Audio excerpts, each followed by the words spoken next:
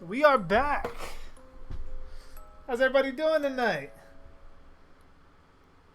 What's going on, Chuck? What's going on, Death? What's going on, Ty? What's going on, Ghost? What's going on, BM? How you doing?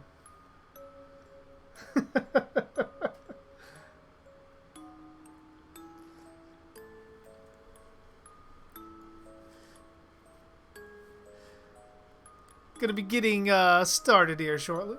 Very dark, indeed.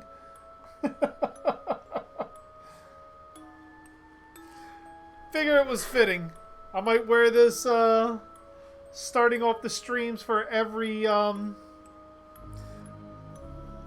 commentary now from here on out. I really like how the hockey mask like shows off on the camera. That's real nice.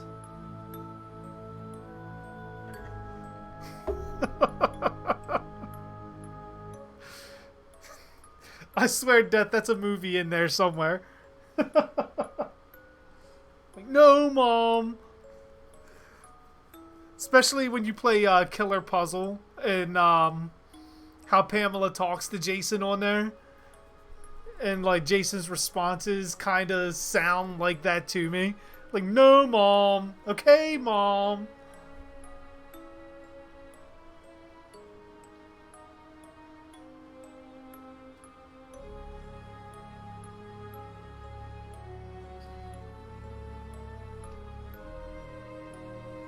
Hey, hi, BM.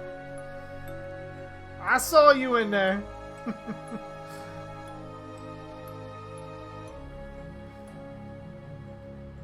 Which, before I jumped on, I was gonna probably jump on like 15 minutes early, but I did, off script, record my, Freddy Krueger video, my Nightmare on Elm Street one. Didn't have a script for it. I just dove right in, and because it's a similar style video to my Blumhouse reboot for Friday the 13th, I put it into the Dark Theories category. So it's going to be a Dark Theory video, or at least by label. It's not necessarily a theory outside of my theory on how a Blumhouse Nightmare reboot would take place. But that's going to be uploading now, and I'll publish that after the stream if you guys want to check that out. So that way you guys get a commentary with me, and directly after the commentary, you get an upload from me.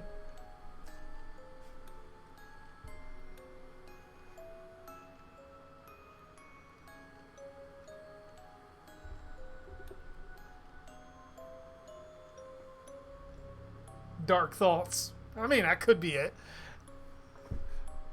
Dark theories, dark thoughts, it all falls under the same umbrella. Dark imagination.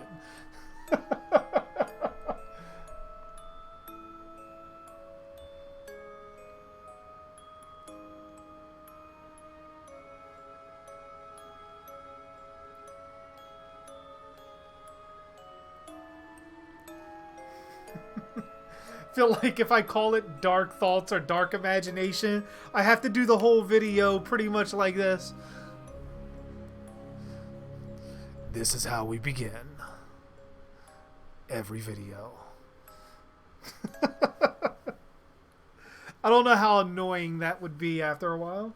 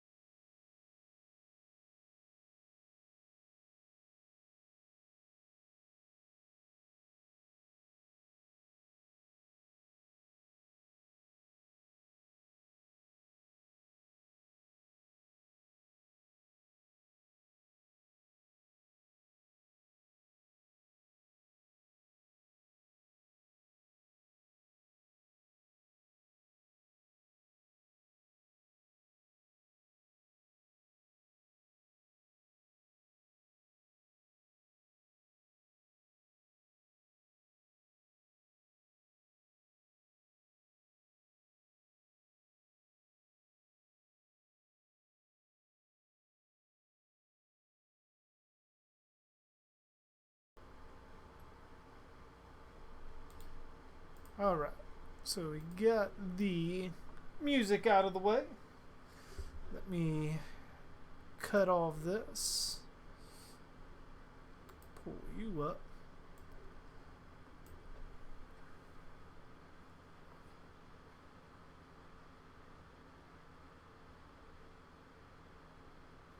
Oh, special. Yeah, if he's like a nest for the spiders and he's carrying them around, not only do you have to worry about Jason trying to kill you, but you also have to dodge the spiders, which is insane.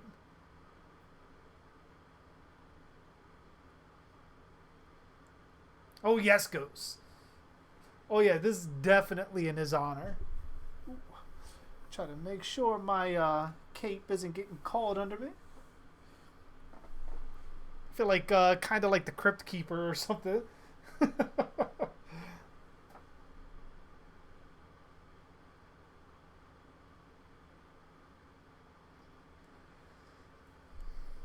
All right.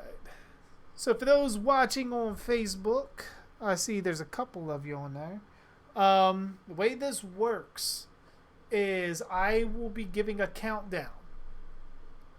Once I say play, you are to hit play on your copy of the movie that we are watching, which is tonight. If you don't see the poster on the screen, Friday the 13th, Part 7, The New Blood.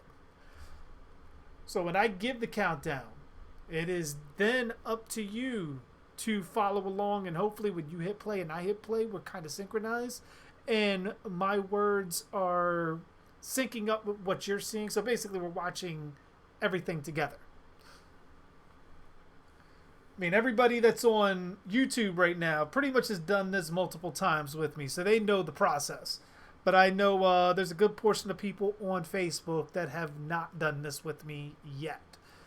So pretty much just want to put out the process out there so that way when you guys are coming into the commentaries, you know how it works and just not asking where's the movie. I cannot play the movie on YouTube. It is a copyright issue. And being someone that got hit with a strike and the strike taking off, I do not want to go through that again. So this is the way we do it.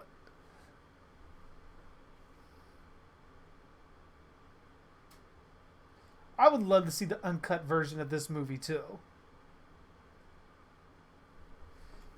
You said why make her have powers anyways, Death? This was around the time where they originally wanted to do Freddy versus Jason. However, the stories that they kept coming up with, New Line and Paramount couldn't agree on a story that fit both characters. So their backup idea was to do Jason versus Carrie. Now, they couldn't get the rights to Carrie, but they could sort of rip off Stephen King's character. Just giving a girl that kind of powers and pretty much having her go through the same traumatic incidents that set Carrie off, only in this version, she's not a homicidal killer. She is using her powers to fight Jason. One day she'll join the X-Men. I mean, she could. I mean, I see no reason why she couldn't, if she could control her powers, be like a sort of depowered Jean Grey, so to speak.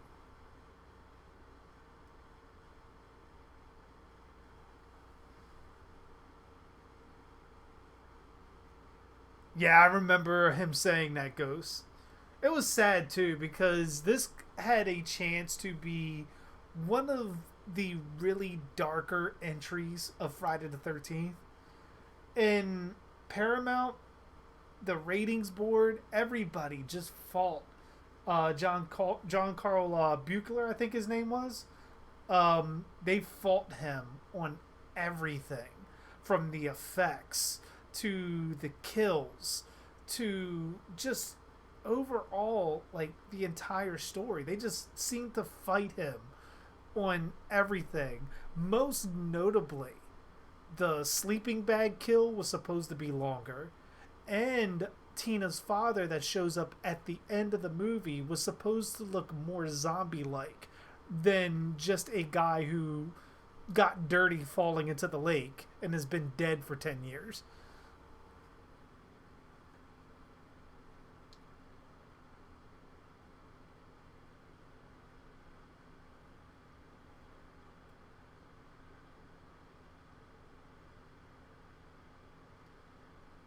I think the reason why she didn't use her powers to really just like tear Jason limb from limb is the whole movie she's learning how to control them.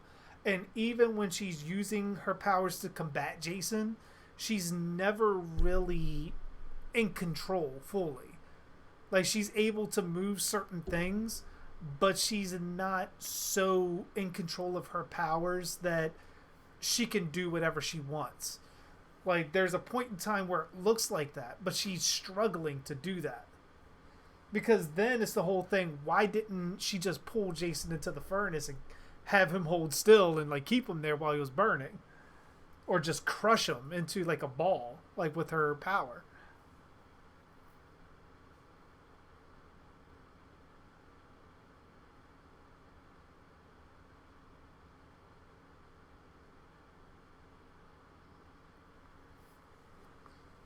Yeah, I remember BM Kane Hodder saying that too. And the guy had a lot of love for not only the genre but the Friday series. No other makeup artist or director put as much love into the Jason character to put every single injury he sustained through the films, aside from the bullet to the head. That's missing. That was like maybe the only thing that was missing from Jason's body, like wounds. But other than that, he had, like, going back to part two, even, there's supposed to be a slit down one of his shoulders where he got it from Jenny. But he showed a lot of care for the movies.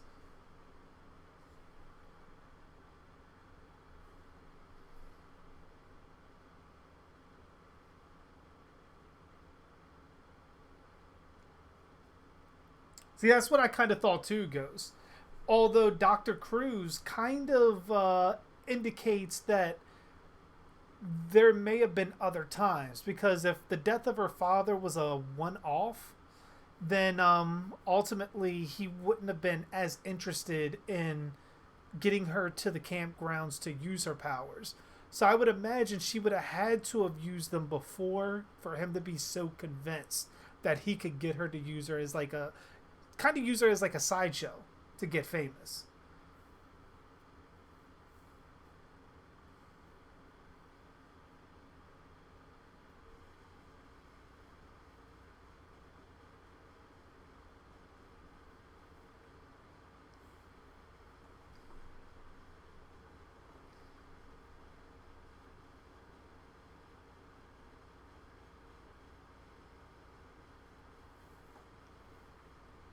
Yeah, it's like the only thing Part 7 Jason is missing is the bullet to the head that he got from Sheriff Garris. Which is, I'm wondering why that was. Like, why he didn't have that. Out of all of the research John Carl Buechler did for all the injuries that Jason took, that was the only one that you miss.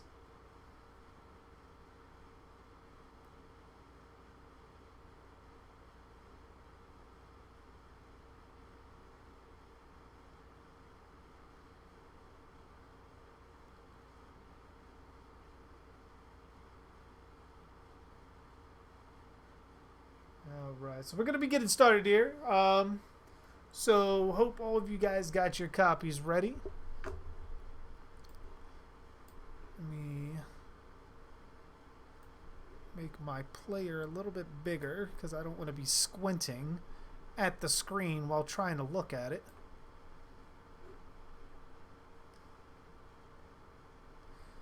Alright, so again, hope you guys got your copies ready. We're going to be doing the countdown here shortly.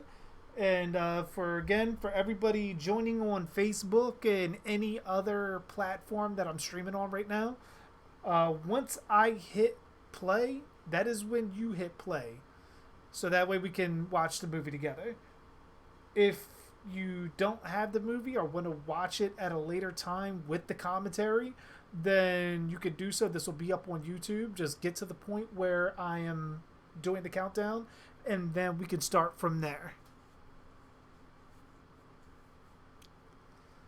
All right. So here we go.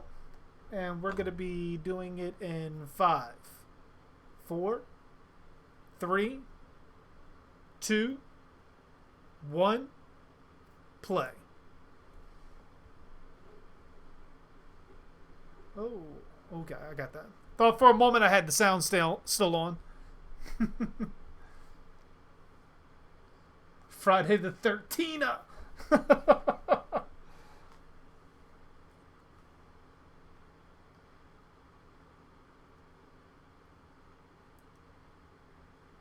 Yeah, that's not a bad list, BM. Kane, then CJ, then Ted White. So I just read a article on comicbook.com where Kane was saying that he's still interested in coming back for another Friday movie.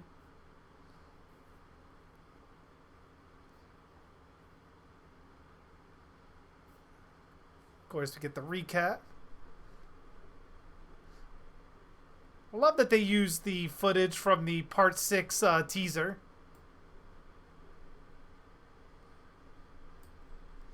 Got Mark going down, wheelchair and all.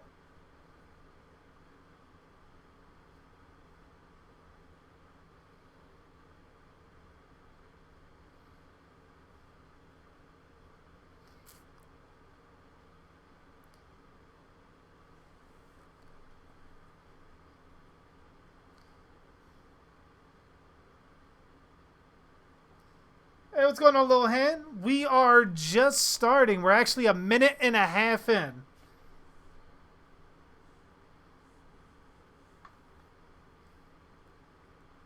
Jason should have tried to sneak up on Tina more.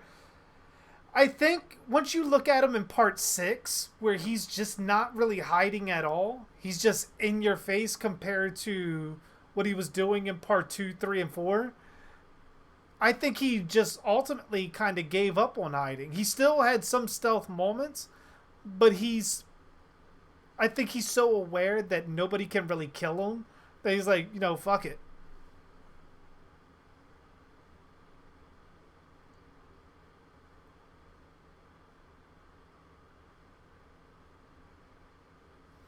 Oh, you met all of them, BM.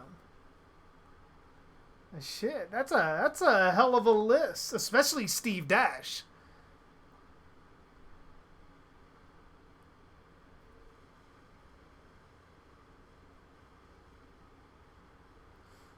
But yeah, most of the horror people, they say, are really, really cool people to meet. Shit, that's not a bad list either, Ghost.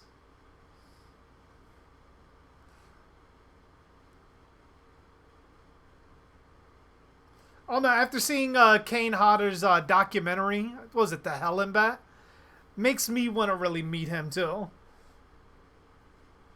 Just seems like an overall really cool guy to meet.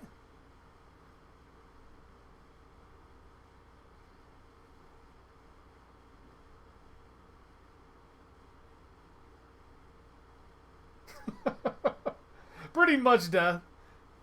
He got the cheat code in.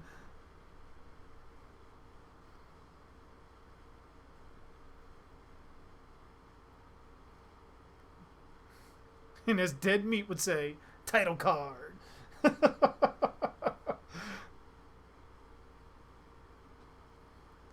I love how the music really, sets the tone.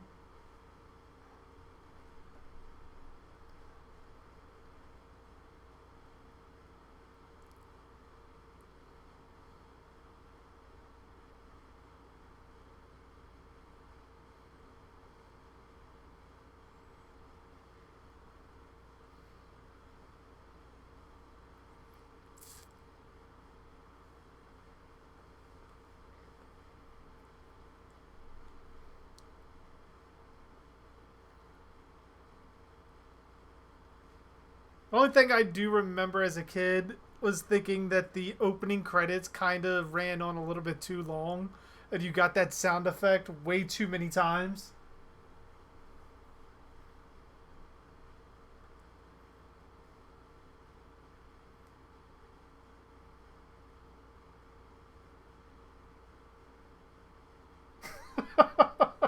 I mean, sometimes that's what you gotta do, Death. Just hop on GTA, put in the cheat codes, and get them 5 stars, and just cause mass destruction. It becomes so therapeutic after a while.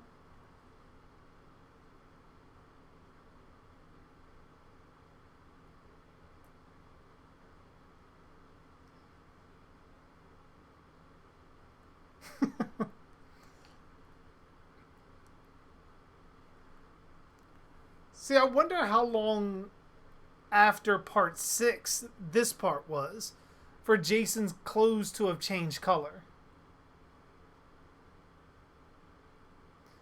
CJ Graham versus James Drew Courtney. I mean, between those two, I'd probably need to see. I'd need to see it. Like, that's a tough one. Because James Drew Courtney was brutal. Sounds like someone slamming a warehouse door over and over. Pretty much. That's an accurate description.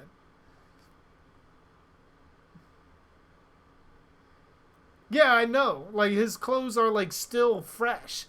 Well, not fresh, but still intact. So I'm not sure if it was intentionally done to change the color of his clothes. And this was supposed to be maybe a couple of months after part 6. Or he was down there for so long that it discolored all of his clothes to a darker color. Yeah, I noticed that. His utility belt is gone. But he still has the gloves, though.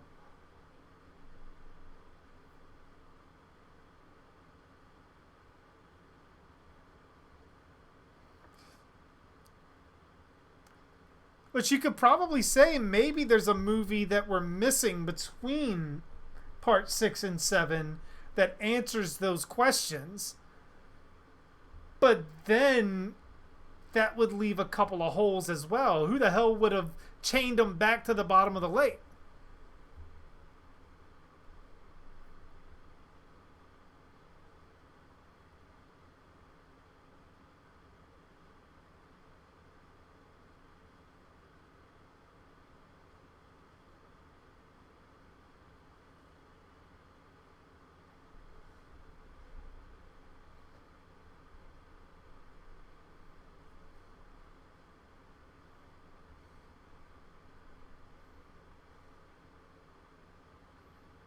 Pretty much. She kind of reminds me of her. Now that you say that, BM. She kind of looks like Carol Ann.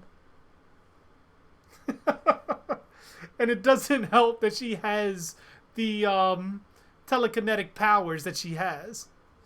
There's the sign, Crystal Lake. So from here on out, it's no longer referred to as Wessex County or Forest Green or anything.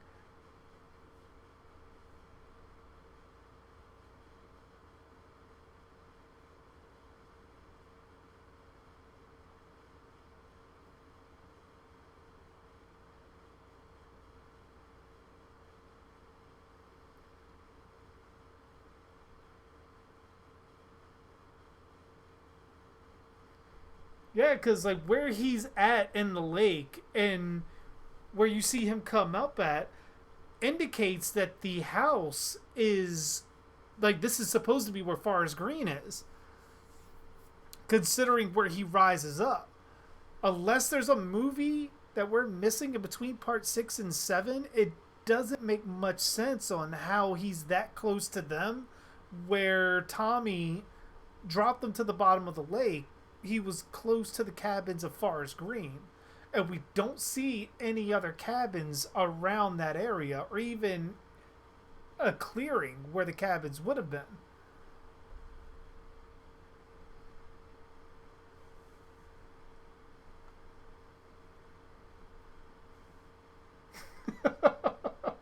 Pretty much Ghost. Like, you the one that did it. Especially the way she looked at him. It was like she knew what she was doing.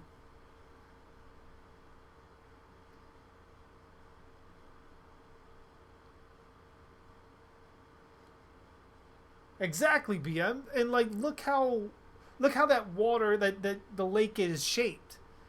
You can tell there's not much there. Like maybe Camp Crystal Lake is a little bit of distance off, but there's no way you're telling me he's dropped in part 6 where he is in Camp Forest Green, and the current over 10 years gradually moved him closer to the Shepherd House, which still doesn't make sense because 10 years prior to this he was still around there.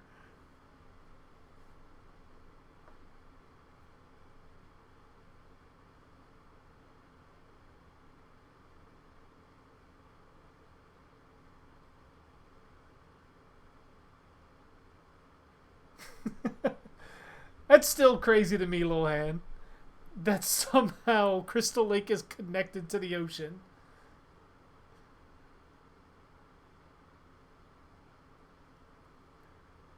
Like that is why if I ever did had my say in the series, part 8 would definitely be one of the entries, even in the Paramount version, that I would lop off and continue from there.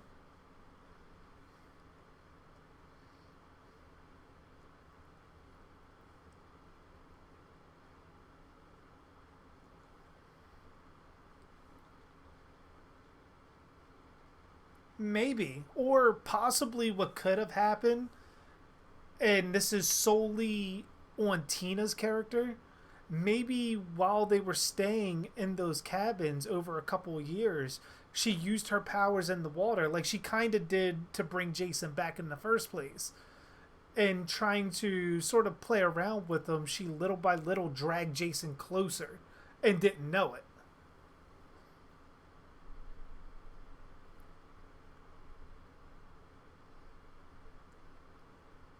Dragon Ball Super Broly versus MCU Hulk. I'm going with Broly all day.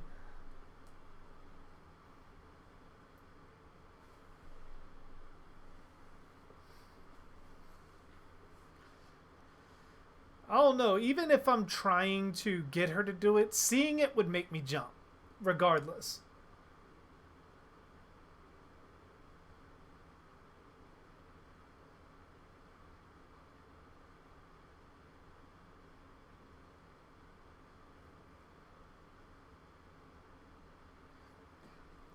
Yeah, little hand. I go back to my old Friday the 13th Part 8 video and saying that Part 8 was all a story written by Rennie. Using Jason as inspiration to sort of write her own horror story. Because, I mean, she does have the pen that she got for the trip from, I guess it's supposed to be Stephen King's pen. So that would indicate that she is into horror fiction. So why not create your own story using the local boogeyman as your basis?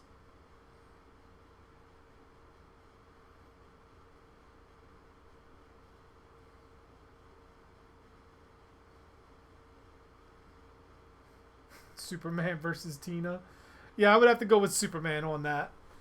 If Tina could get into his mind and fuck with him, then you got a different story. But I think Superman would be able to break out of any telekinetic hold that she would put on him.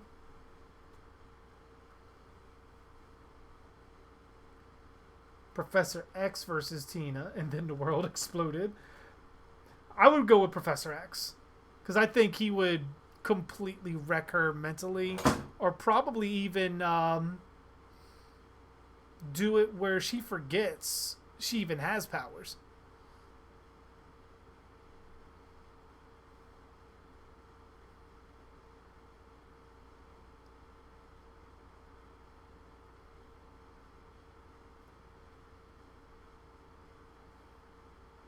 Yeah, Melissa was a complete bitch. But for some reason, that became supposedly a staple of the Friday the 13th franchise from here on out. And it should have never have been. That's why we got Trent in the fucking remake.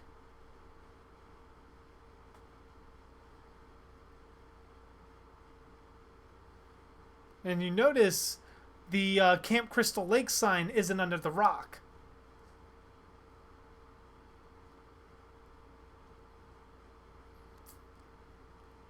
Which is interesting that all of his clothes are that tattered, but the straps on his hockey mask are still strong enough to hold onto his head.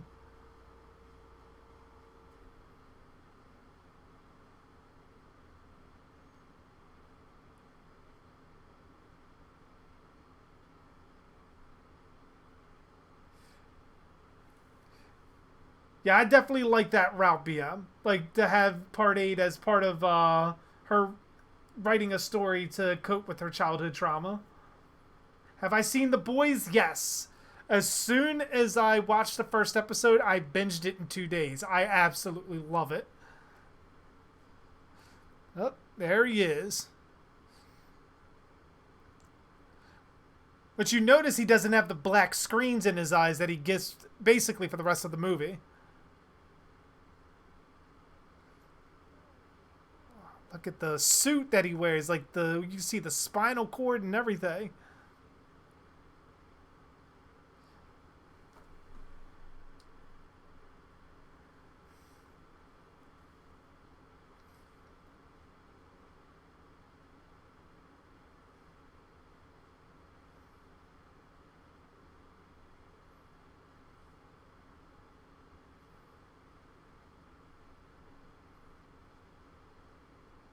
Oh no, I completely agree, Lohan. Like aside from Dr. Cruz and knowing him because of how close he was to the character of Tina, and Melissa just being the bitchy character, all the other characters are like names can escape me at any moment.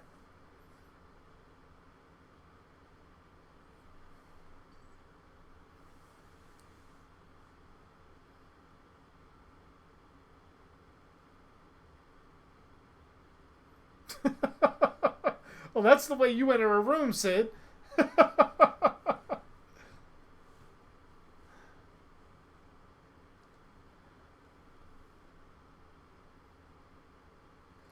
don't know why he didn't kill her.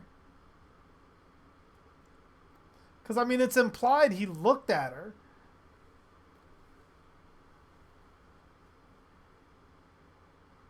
Unless basically he just gave her a free pass because he knew that she brought him back. But if that's the case, well, I guess you can kind of say he didn't really attack Tommy. He gave Tommy the, go ahead, I got to put on my mask.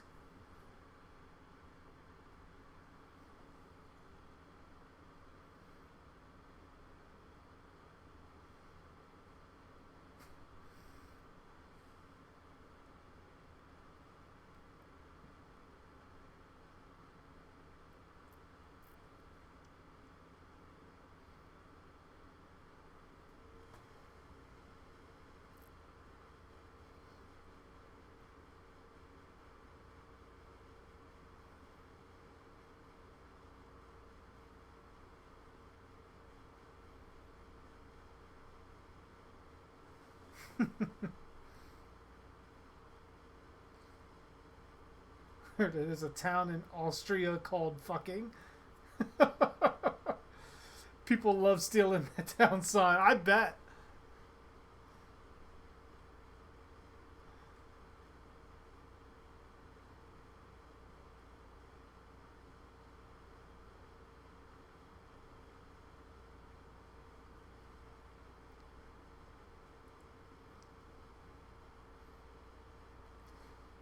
So Jason, who woke up in the lake, got out of the lake, walked 5 miles, and found them.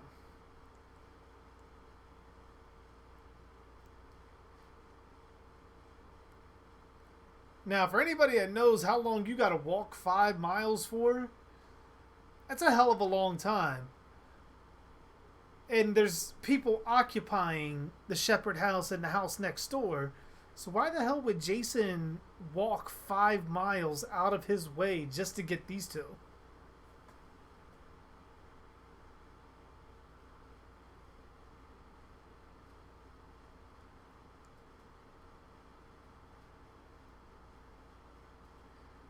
I mean, that could be Garrett. Because it didn't really look like he cared to go after him. I mean, he killed his friend Haas, but Haas did attack him first.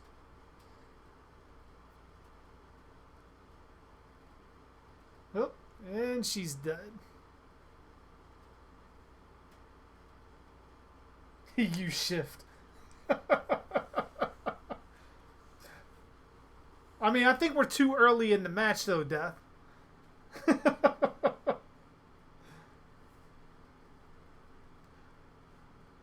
He might have morphed over there.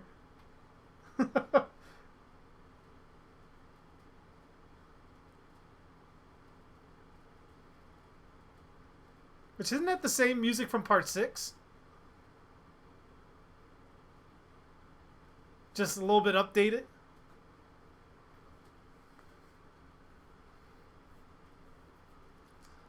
Oh yeah, I have no doubt. If Tommy would have tried jumping on Jason in part 6 when he first woke him up, Jason would have killed him. But I think he kind of gave him, much like Tina, when Tina woke him up on here, like, go ahead. I'll give you this one time.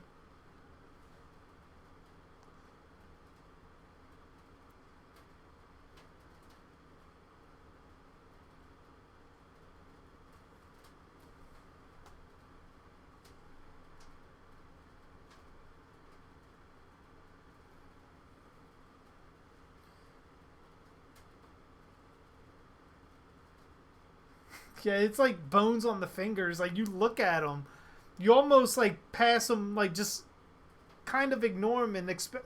When I watched it as a kid, I always looked at it and I saw it. I thought maybe because of the gloves, they were like the gloves like crusted onto them.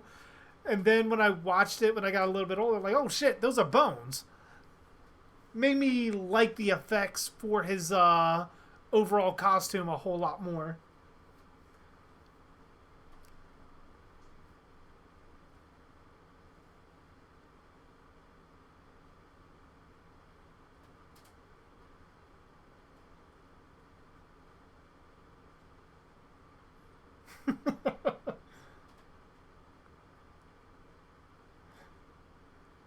I mean, for someone that can throw knives the way Jason can, between part 6 hitting the one guy in the eyes, or between the eyes, and then hitting him in the back, especially after being dead for over 10 years and decayed, like, that's very impressive.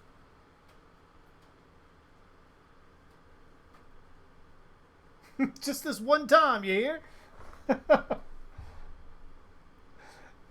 I could picture Jason saying that too.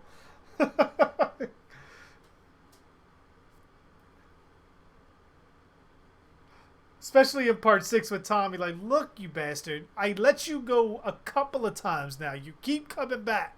Get the fuck out of here, you goofy little bastard.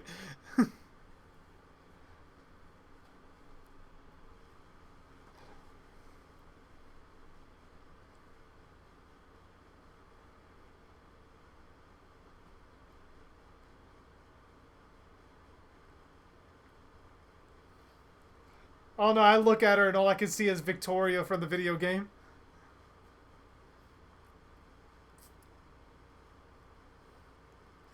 See, like with the visions like that, it kind of makes me think that every final girl from Friday the 13th got hit with the same kind of powers that she has.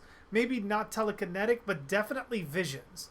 Which would explain why Alice saw little Jason, but didn't really encounter him until part 2.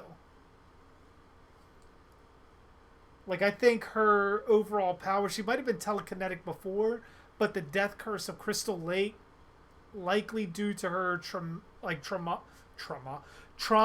that she was dealing with, especially with her parents constantly fighting, that may have triggered something with the death curse affecting her in a similar manner.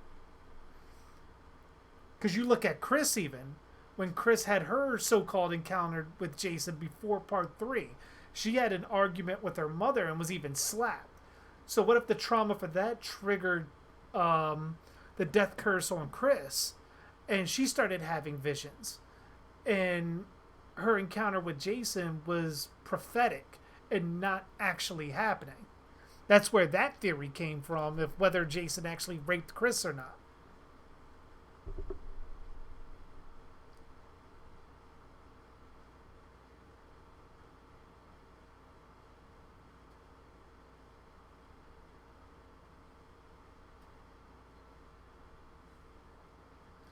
Yeah, he threw a hammer at Trish so hard that pretty much it's stuck in there. Like the knife you get, like when he throws a knife at Chris in part three, it's like you expect it to stick in there with the bladed edge, but when he hit the hammer just stayed there, shook even a little bit.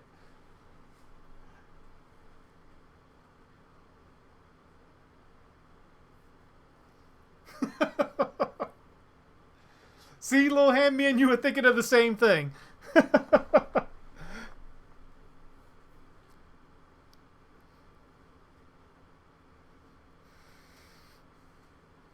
Like we need wood. I got wood.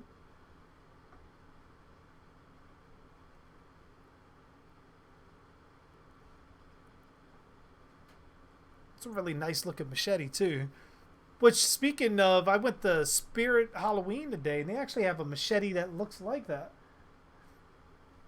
I'm thinking I'm gonna add that to the Jason costume, maybe repaint it a little bit to make it look more realistic. But they got some updated things in there that I was not expecting.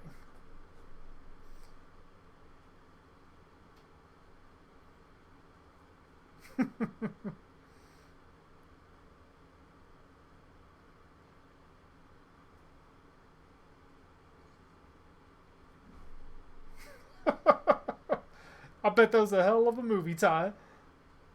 Oh, you want to see? Well, I bet that would be a hell of a movie.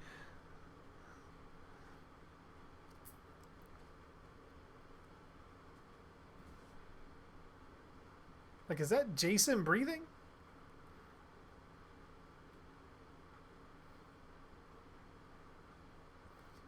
Here comes the hand impalement. Ooh. Snap the neck for good measure.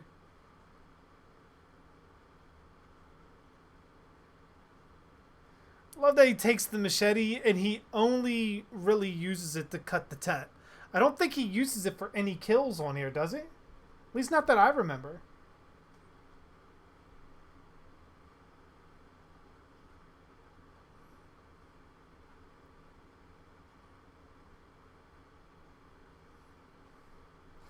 Yeah, there's a couple of things I want in there, Ghosts.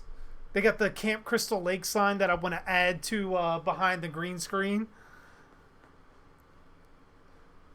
Oh, here comes the sleeping bag kill. It's like, oh, thank you. You made my job a hell of a lot easier. Because getting inside the sleeping bag is going to protect you.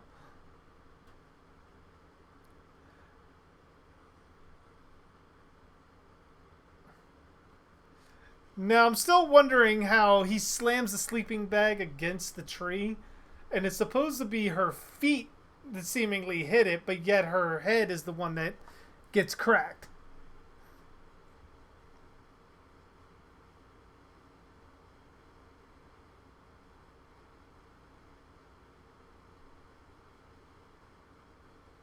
He killed Eddie with it? I thought he killed Eddie with the butcher knife that he stabbed the one guy with. Like where he cut off his head? I thought it was the butcher knife.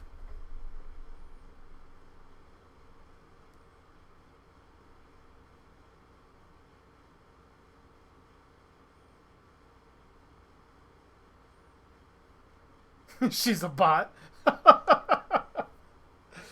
That is incredibly fucking accurate.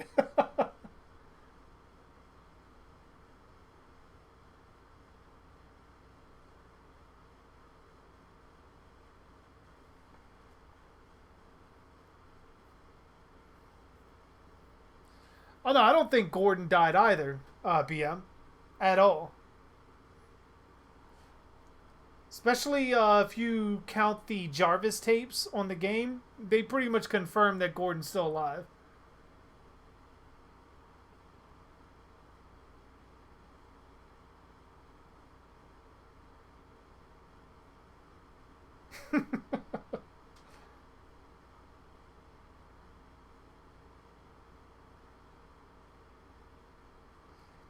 Yeah, that's what I remember the scene goes, but I thought he did it with the butcher knife.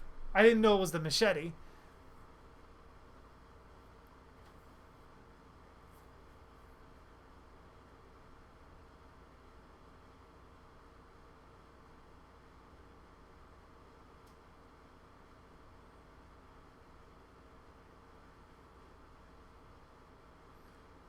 She has them composure stats.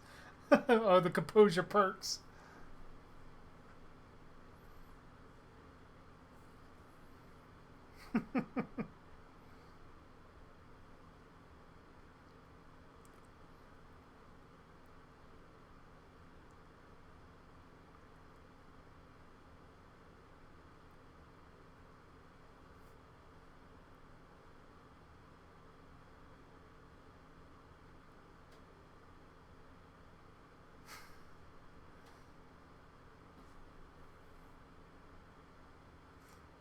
Yeah, BM, you can look it up on they have the tapes on YouTube that you can check out.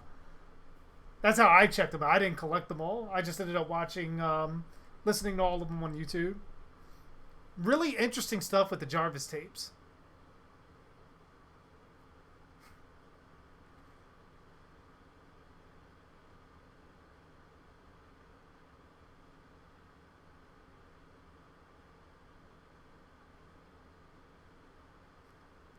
Poor bastard died on his birthday.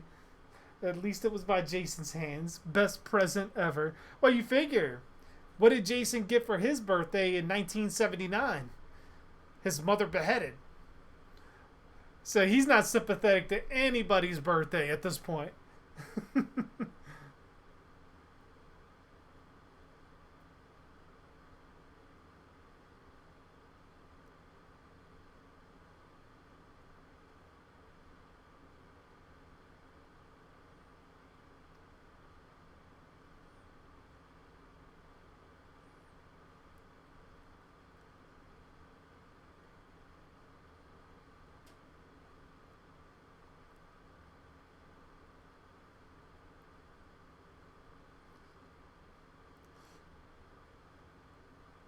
Like, is it me or is Tina trying to dress like Nick?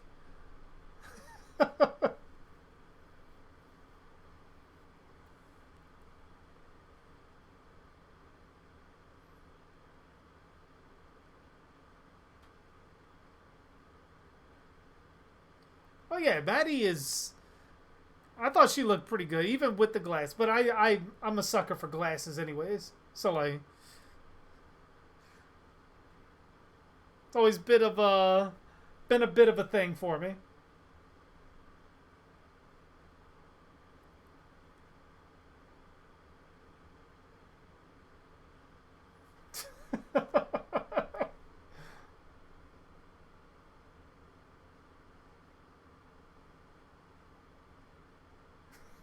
Jason, fuck your birthday.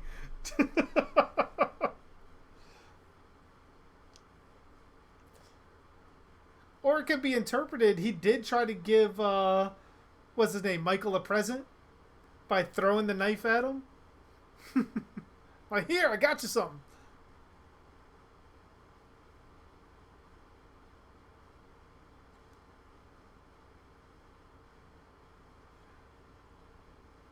All right, so clearly they all acknowledge that, and nobody is freaking the fuck out. Because I'm going home that day because either someone has some X-Men type shit going on, or we have ghosts, and I ain't fucking with either one.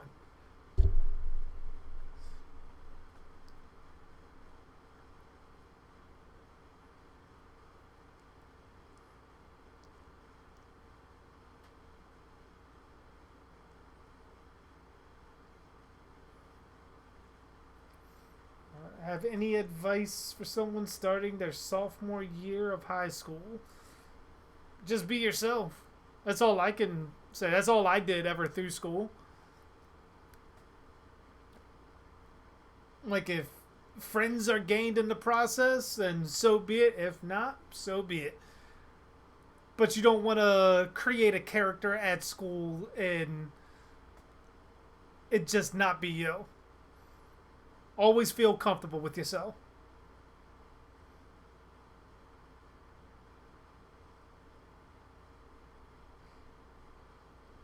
Was he gay? I didn't know the guy who played Nick was gay. I knew Mark was gay. I didn't know the guy who played Nick was. Or if I did hear it, it slipped my mind. But yeah, I did hear that they had bad chemistry together.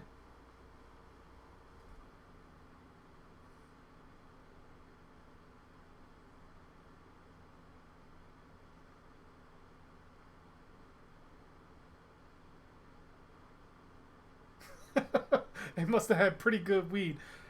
Pretty much.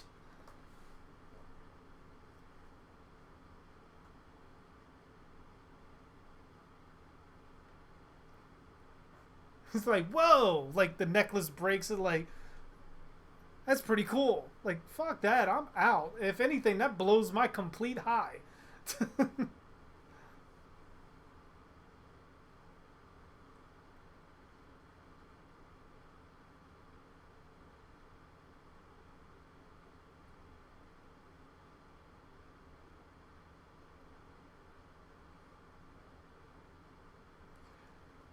Like, because I mean, you figure, like, one, if I smoked, I would never do it again after that.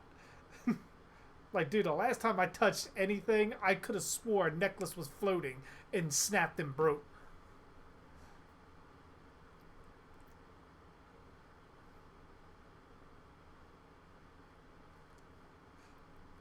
Starting to see a lot of the inspirations for Friday the 13th, the game. I mean, you put blonde hair on him, you got Chad, pretty much.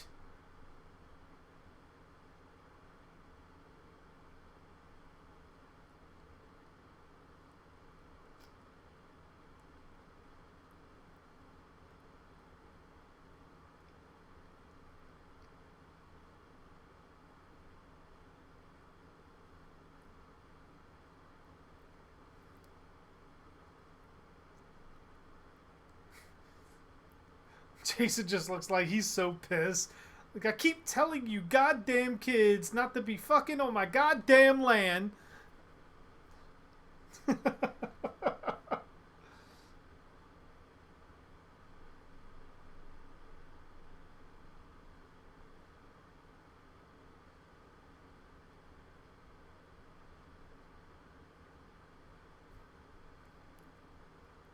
course, Jason pops out of the lake. Again, something for the director and writers of Freddy vs. Jason to actually look at. You know, because he's afraid of water.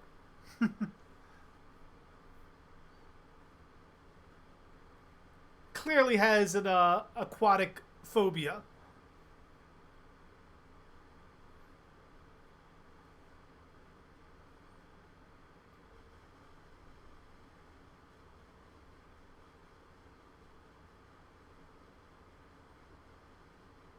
Yeah, BM. Like, pretty much everybody I'm seeing looks like they were all ripped from this movie and just given a slightly different skin.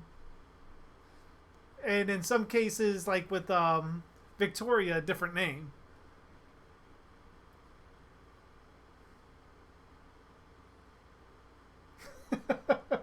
I can definitely agree with that, little hand. Jason wanted that booty too. Oh, you figure he's been holding her under the water for a long time before he drags her out. So who knows what Jason was doing in there? See, here you go. He's done with her now. Man, I'm gonna take you back to the shack. I'm gonna take you home to meet Mama.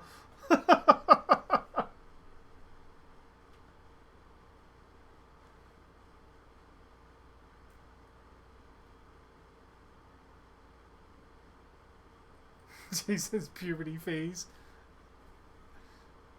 Just imagine one of his rib bones like popped out, like fell out and like got stuck down there, and he thought it was an erection.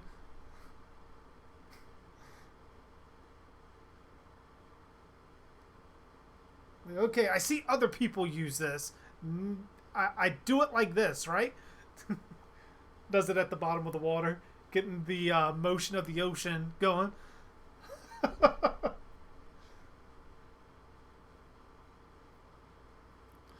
Jason's just like leaving, watching them dance. Like, the fuck are you people doing? Like, what the hell is that? Does that pass as dancing now? I'm getting the fuck out of here.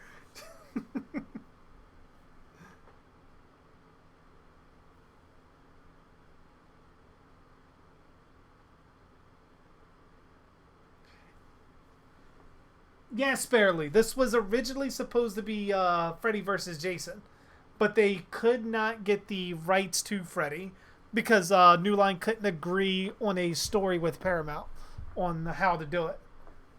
So they went with the Jason versus knockoff Carrie.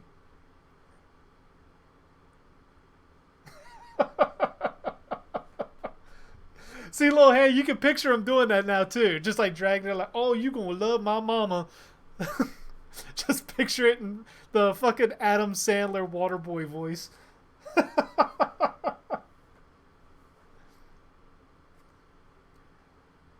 But yeah, before I forget, welcome Sparely.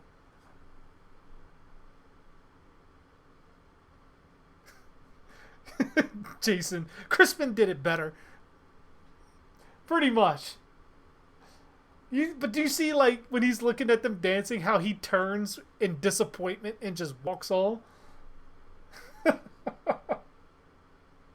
She makes the best apple pie.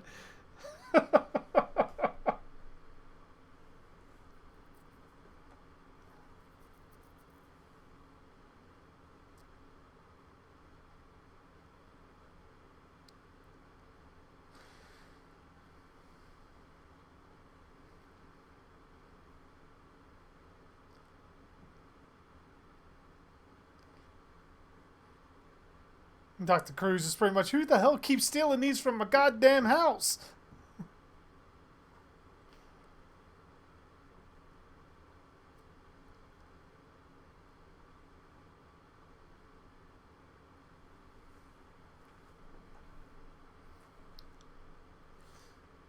Like, how is it you walk over there, the first thing you notice is the spike?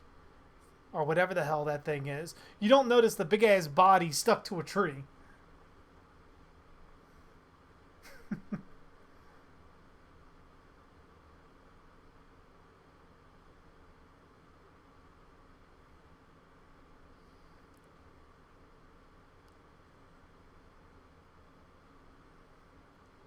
Oh yeah, there's like literally nowhere you can grab where it doesn't hurt you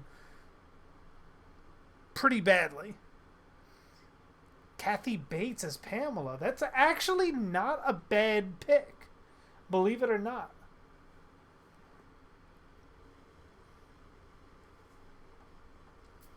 I think Kathy Bates would make a phenomenal Pamela Voorhees.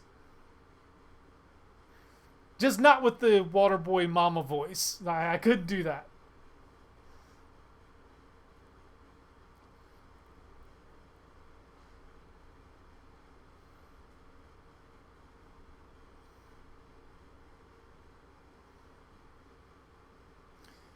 Kathy Bates, I don't know if she'd be too expensive. I mean, considering she is now on American Horror Story, she's doing TV. So I don't think she'd be too expensive for a Friday the 13th movie.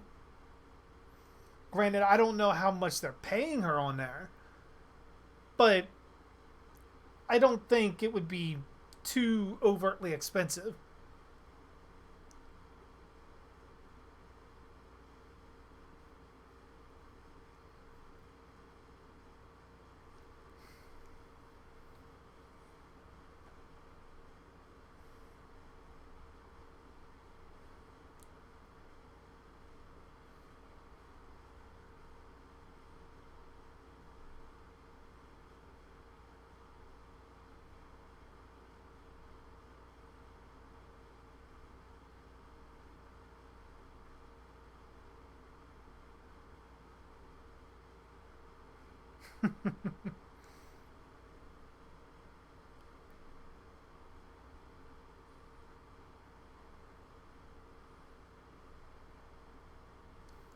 Just like ditch her mom there and everything.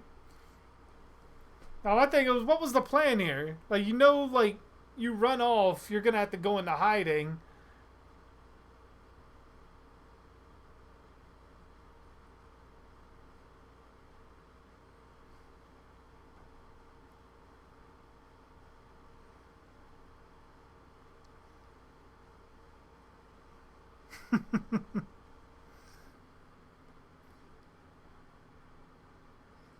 Which, have they actually fixed the roof glitch yet? I heard that was supposed to be in this patch that came out. I guess it was yesterday. I downloaded. I thought it was for today, but my Steam seemingly just had its own update schedule. I haven't played it since the update though. So I haven't played it really since the last update.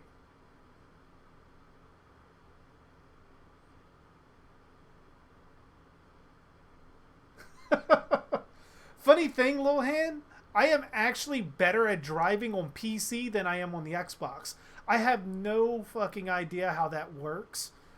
But the PC, I don't know if it's just the sensitivity settings or just how it is like controller wise, but it's so much more fluent on PC as opposed to like feeling like I'm driving a brick on the Xbox.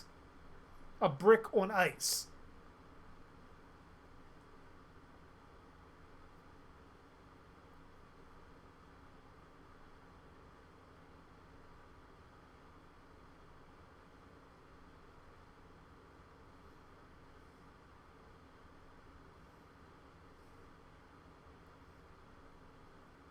That's I don't know who John Carl Buechler had originally for Tina. I thought Lar Park Lincoln was overall the original choice.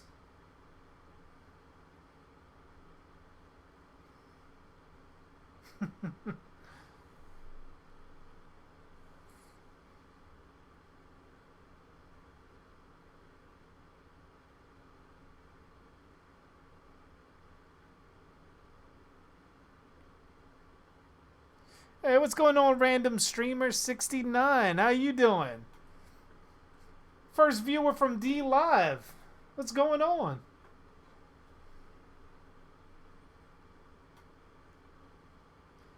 No, I didn't catch it, little hand. Unfortunately, I was looking at chat when it came up.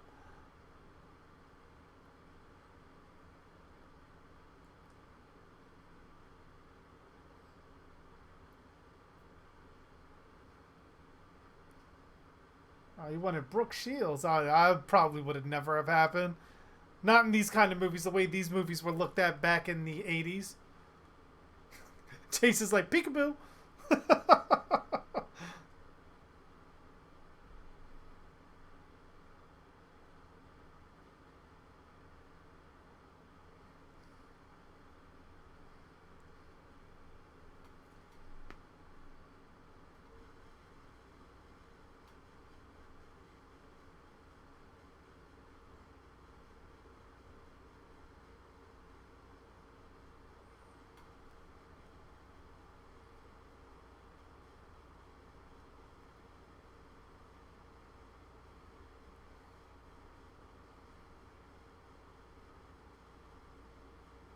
So you don't see all that dust kicked up.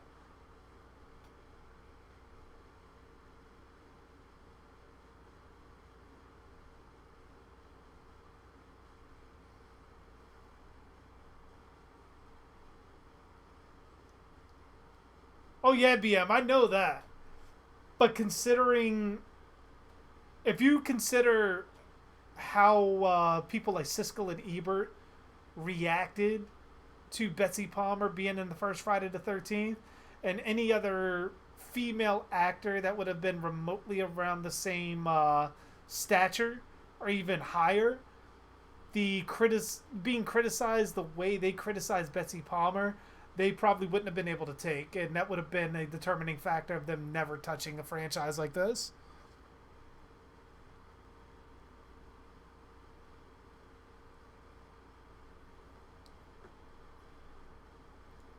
Because, I mean, even she hated the franchise until later on in life. Oh, got the sickle coming.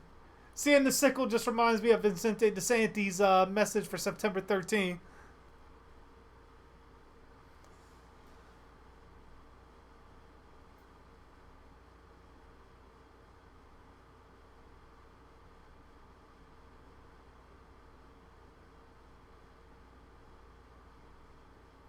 Oh yeah, like seeing Jason's teeth like just like grinding back and forth under the mask. That was a nice touch with Kane.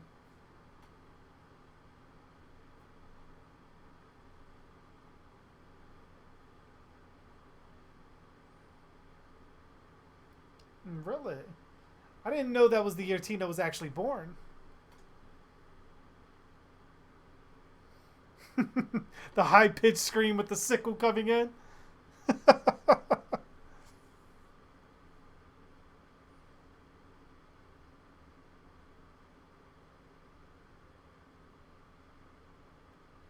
Oh, that's not bad. That's not a bad setup of perks there, Sparely.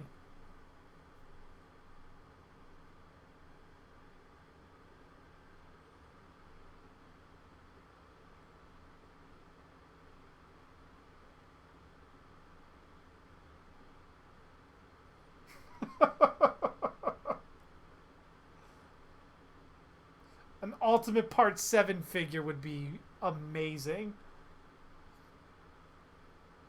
Who knows when or if we'll actually ever get one.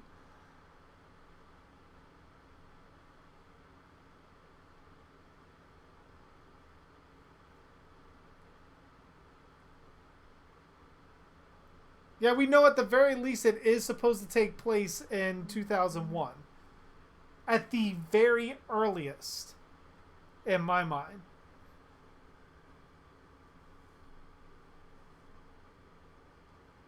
Oh, yeah. Like, he should come with a plethora of weapons.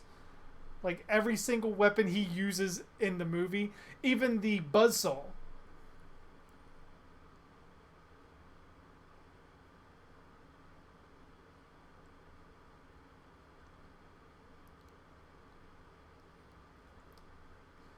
I would have to go with Part 6, Death.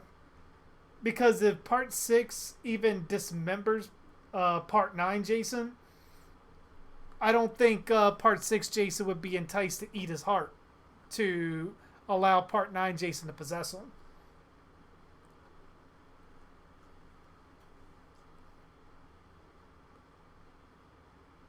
The party horn has got to be one of the best weapons. The way he uses it, yeah. I wish they would have left the uncut scene with his death, though. Because the way he crushes the head in the deleted scenes and slowly, like, crushes the whole thing was very, very gruesome and very cool. And showcased how strong Jason really was.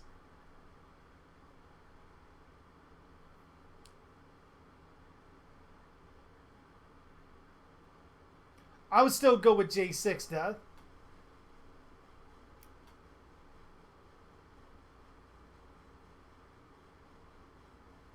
Oh, party horn. You even get the little, like, beep.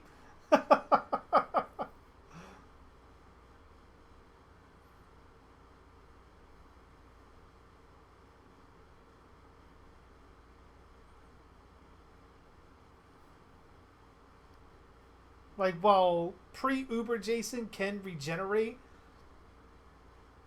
I think J6, I think he, in a hand-to-hand combat fight, I think he would probably still get the upper hand just because of the lack of pain that he feels.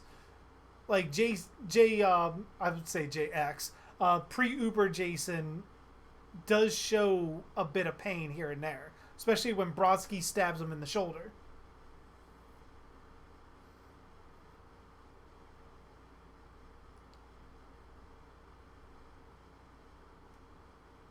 So J7 versus J8.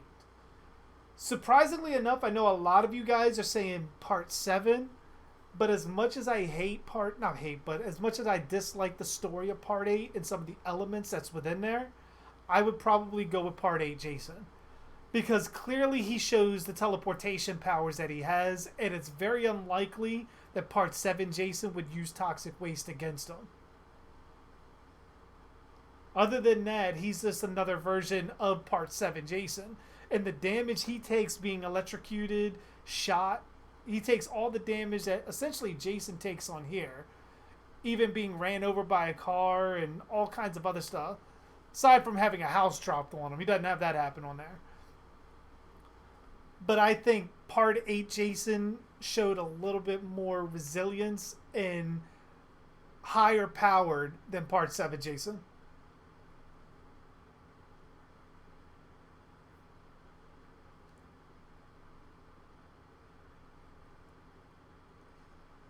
You would figure he'd break down a little bit more from seeing his brother dead.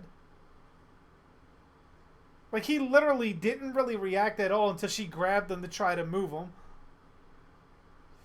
God damn it, Jason, you're getting mud all over the floor.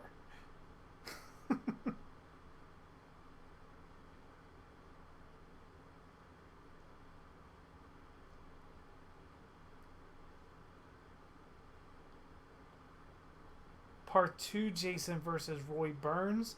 I would probably go with Roy. I think Roy would likely kill Part 2 Jason.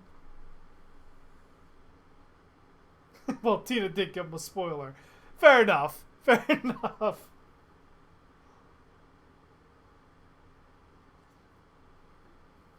Yeah, because you figure Roy, by the time Part 5 rolls around, he's pretty much a spitting image of what Jason was probably between Part 3 and 4. So he had that kind of thing going for him. He was feral, he was strong, he was stealthy, he was everything that Jason Part 3 and 4 was. He just wasn't, in my mind, as resilient enough to take the machete to the hand the way Trish did on him and still keep going. I think that would have probably affected him a whole lot. But he was far more dangerous than what Jason was in Part 2. So you wonder, was that mud or was that blood?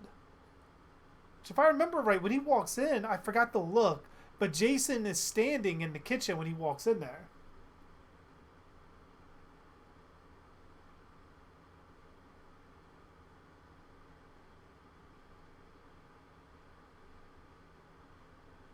I would probably go with probably J3 versus Roy. I'd probably go with J3. Oh. Jason channeling his inner Michael Myers with the butcher knife.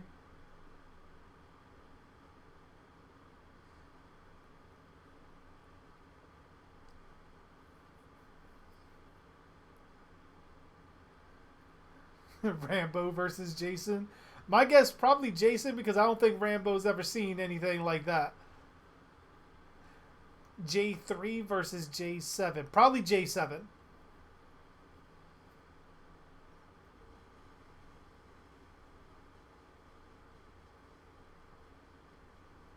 That would be an accurate combination, Ghost. Michael Myers and Jason combined would be Roy.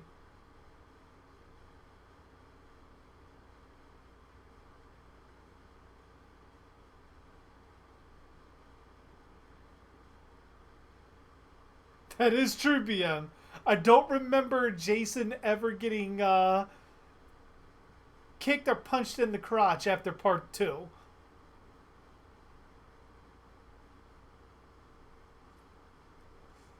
So what she finds out is Jason and like her powers just start going haywire and shaking everything.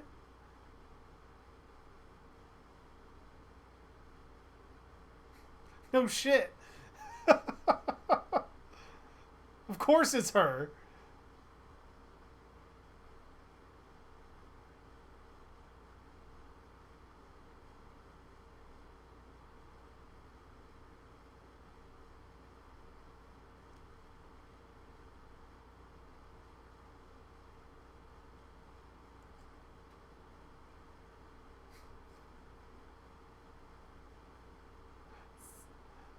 Like now, how was he going to explain to the dude Michael that he opened all of his gifts?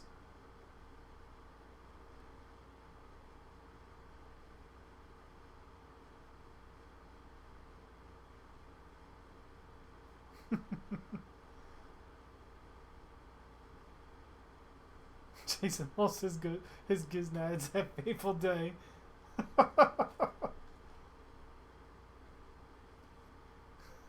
Was it like the Wolfman has nards? Like Jason has nards.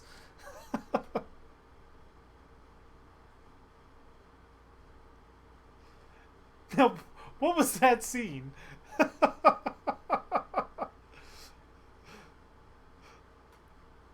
Like just him walking through the kitchen, you get a little bit of Harry Manfredini's music, and then next scene, like there was like literally no reason for that scene at all.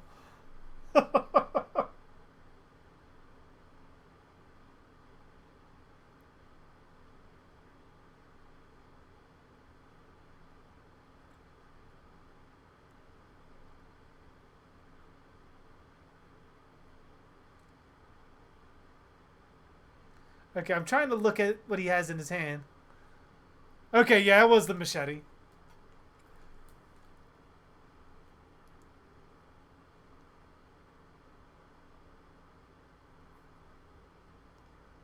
Because I always thought in my head that that was so close to the butcher knife kill that he just pulled the butcher knife from the body and used it to decapitate the dude.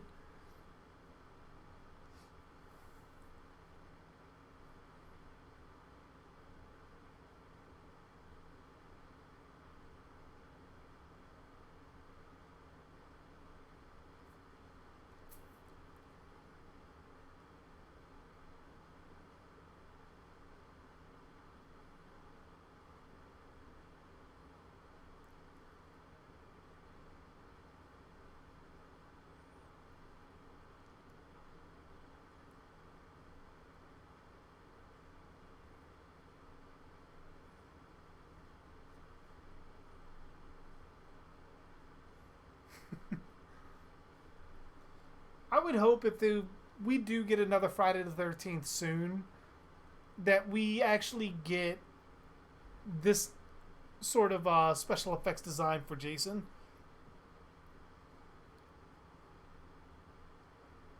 Because I'm almost certain we're going to get something very similar to what Halloween 2018 did, where we get in the original timeline. Now, where they decide to use as a starting point, that's going to be the interesting story. Because what if they lop off everything after Friday the 13th Part 1 and they give us a new Friday the 13th Part 2 with a new story of Jason actually being resurrected? Was it like 40, 40 plus years later? I mean, that'd be weird, but it would be a way you could bring back Alice. I'm just not certain that people would want to do that. I would think just because of the hockey mask alone, just because of this thing, that you would at least keep 1 through 3 canon.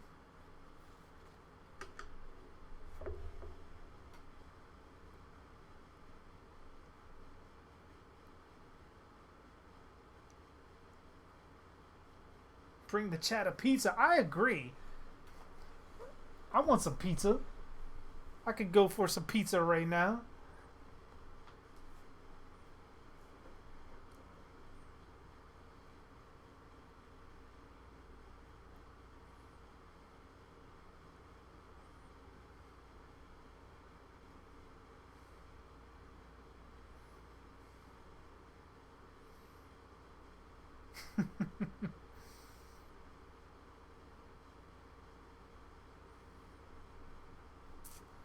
Now, the thing is, whose cat is that? Like, where the hell did this cat come from?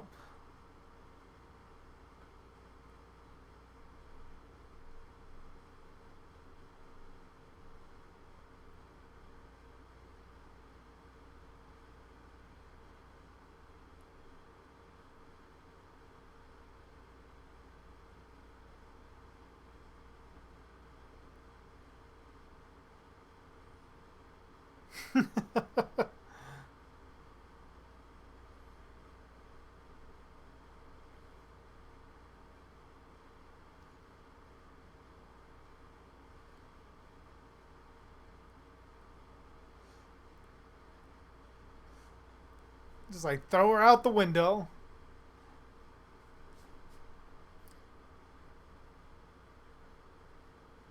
See, that would be one of my suggestions if they ever do another Friday the 13th game, is that you can actually hide bodies in areas to ratchet up the fear. And that you don't hear Jason's theme music when he's around you unless you actually see him. Those would be two changes I would want to see.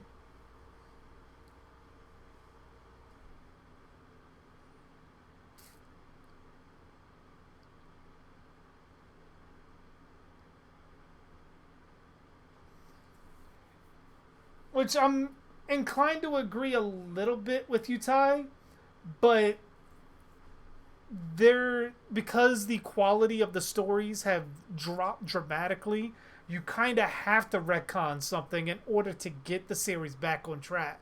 That's why Halloween 2018 was so successful, because with that you lop off the H2O timeline, which was okay, but completely destroyed the character of Michael Myers with Busta Rhymes beating the shit out of him. And you get rid of the Thorn series, which completely kind of diluted what Michael was supposed to be and blaming his evil on a curse. So, sort of 2018 was a back to basics kind of thing, which they needed to get the franchise back on track. Which we'll know if in the long run it turns out to be successful with Halloween Kills and Halloween Ends.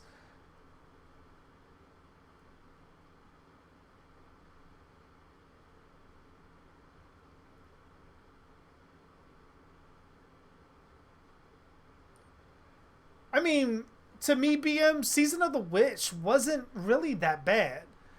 The fact that it's within the Halloween franchise and it treats Michael Myers as a movie and not an actual thing that happened, I think that's one of the main parts it suffers from.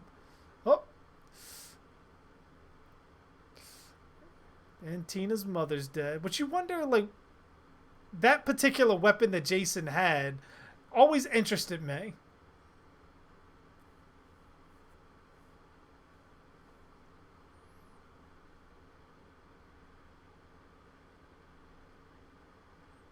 Take Buster Rhymes over Uncle Dad Michael any day.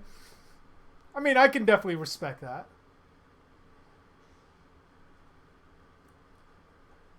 At least Buster was funny. Very true. Trick or treat, motherfucker. But yeah, like with the success of Halloween 2018, you're going to see a lot of franchises following suit and doing exactly what that did.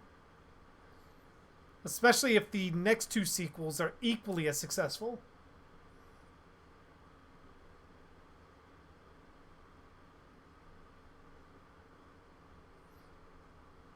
Oh yeah, because you figure Jason, with a blade maybe a little bit longer than that, impaled the two people in part six. So he should have impaled them both.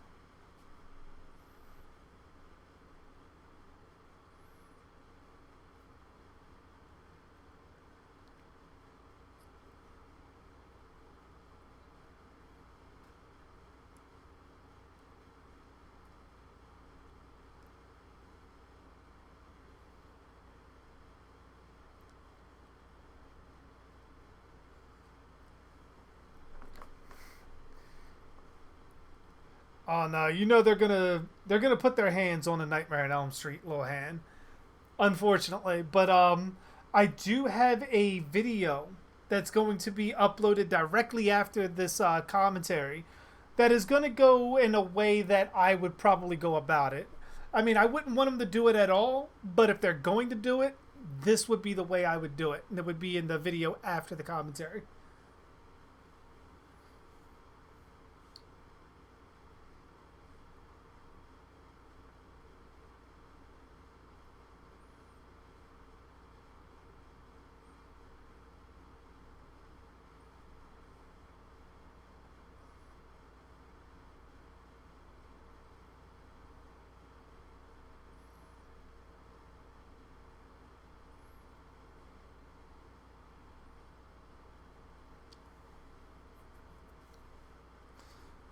Well, yeah, like pretty much a little bit of my concept for something like that is starting at part one and going from there. And I have a reason of why to start at part one. I know before I've done videos. Oh, there's the power saw. You tell both Kane as the actor and as Jason is having a shit ton of fun with that.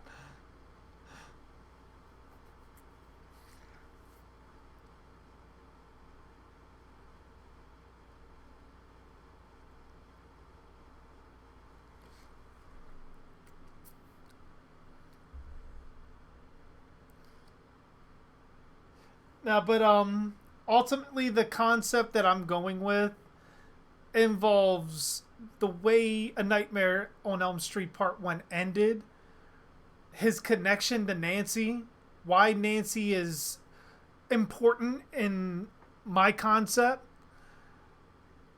and ultimately how you could bring a new actor in to play Freddy. Of course, you would still need Robert Englund in there, though.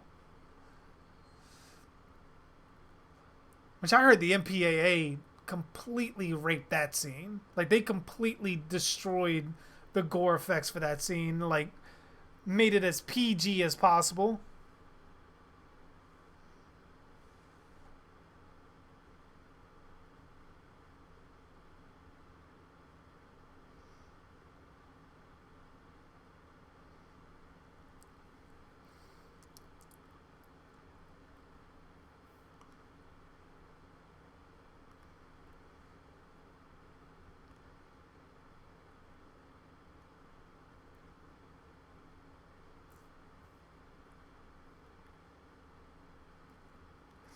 Oh no, I didn't really see that death.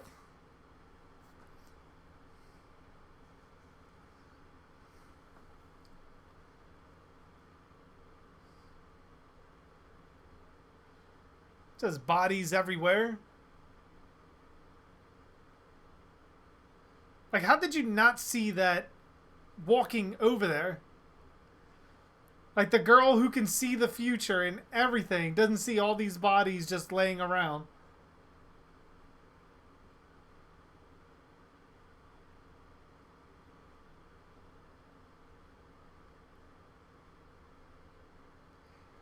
Yeah, I'm like going after the coolest fan art that I could find for these commentaries. Some of them are actual posters, some of them are fan art, at least as far as I know. Yes, Sparely, I do think Tina likely went to jail after this. Both her and Net. At least in my mind, it has to, because all these people are dead. The only known person that you could even remotely blame all the murders on is at the bottom of the lake, and they clearly never find him. So they would be prime suspects until proven otherwise, and likely locked away. Especially given that she's been in a mental institution forever.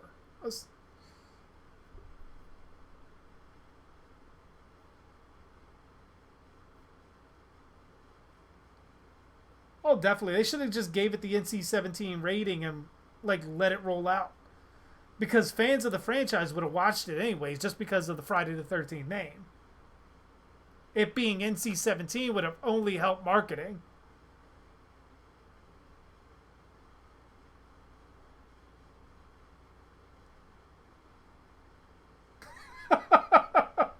You're killing me, Lloyd. Like one eye looking at you, one eye looking for you.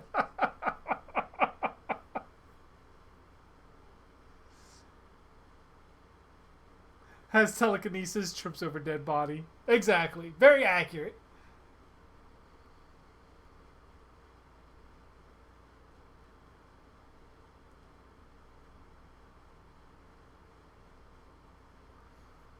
You love like how Jason just like is standing there looking at her.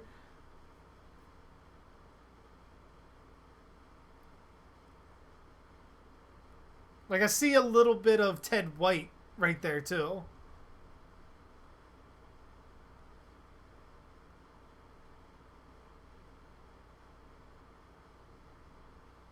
And Jason's like, what the hell?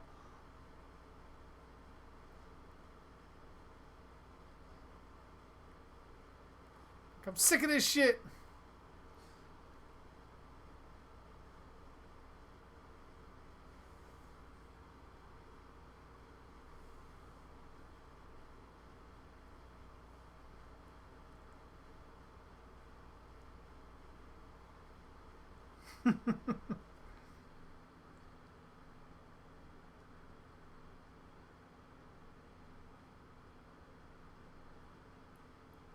Yeah, I remember that BM.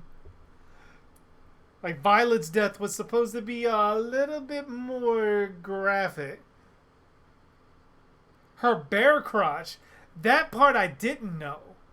Oh, the house came tumbling down. Or at least the porch. So it's like, how has Jason's bones not been broken? It's like he's got adamantium on his bones.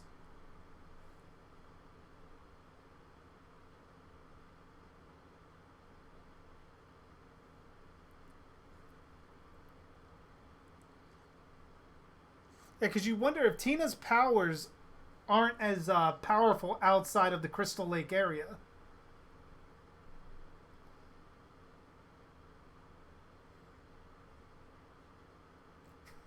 Jason's like, come here, I just want to talk. That's usually how I am when I'm Jason in the game. Like, come here, I just want to talk to you. Walk with me, talk with me. It's like all the weapons Jason is finding around this area is literally like him in a toy store.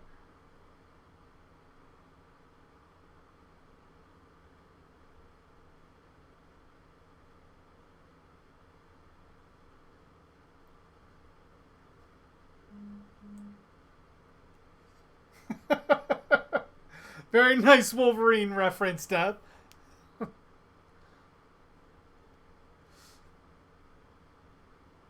Apparently he asked Melissa a question. She died not have the answer. Sorry, that was incredibly corny. I should be paying you guys for that one.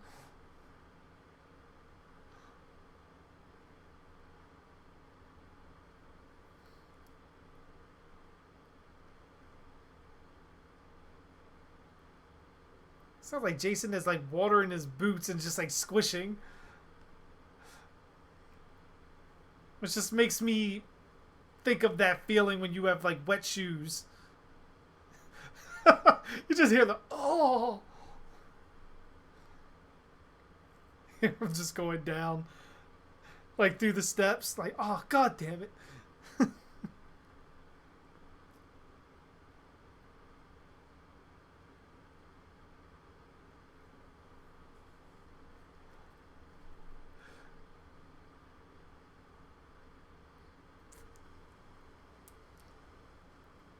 Like Jesus, Jason, learn how to use a fucking door.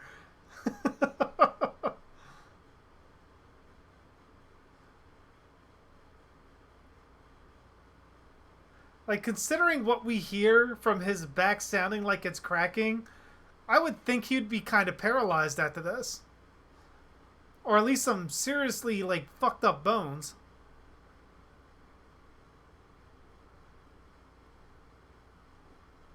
Hey, Devin, how you doing? Welcome. We are 1 hour and 19 minutes in.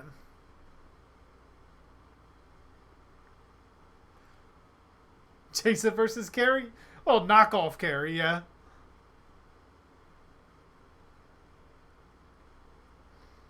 At least that's, if I remember right, how they refer to her.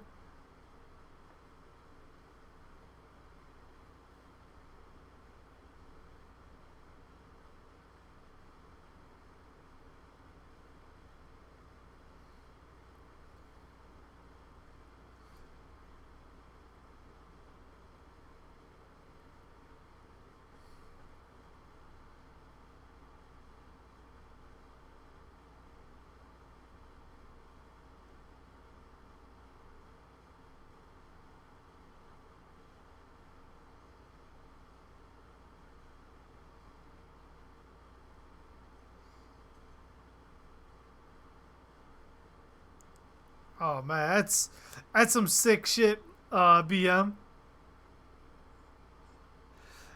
I couldn't imagine that. Like, did they actually shoot that scene with Violet?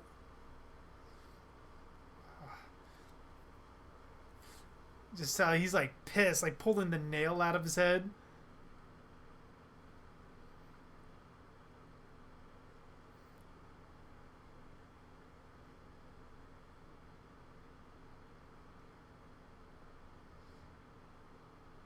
It's like you wonder why Jason would react to gasoline squirting on him like that. Like, to think this entire time they've been shooting him, stabbing him, everything. All you really needed was a super soaker and just like started squirting the hell out of him every time he got close to you.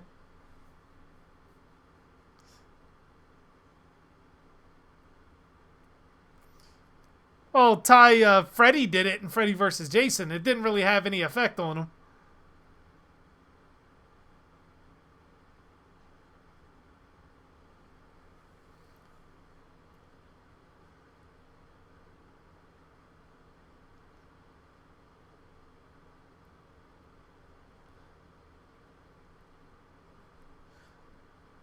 So that's a hell of a fire stunt.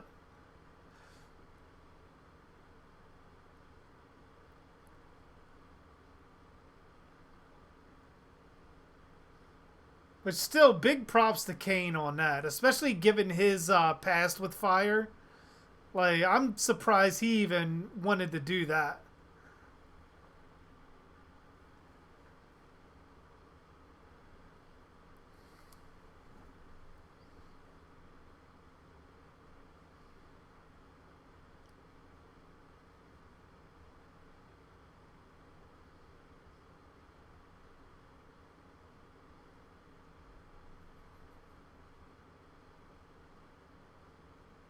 Did Kane get a zipper burn? I don't know about the zipper burn. I just know the burns that he got from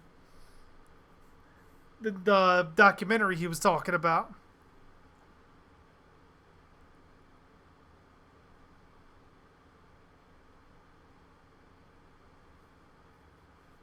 I mean, if he did, I imagine it probably did hurt like hell.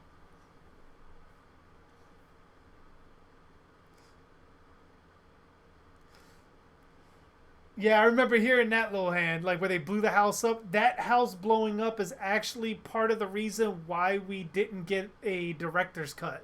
Because if I remember right, it melted a good portion of the footage that they had.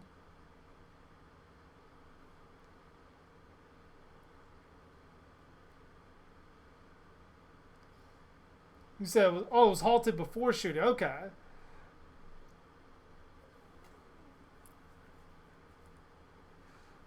Well, I imagine, like, anybody would have saw that in the script and, like, you know what? Nah, we're good.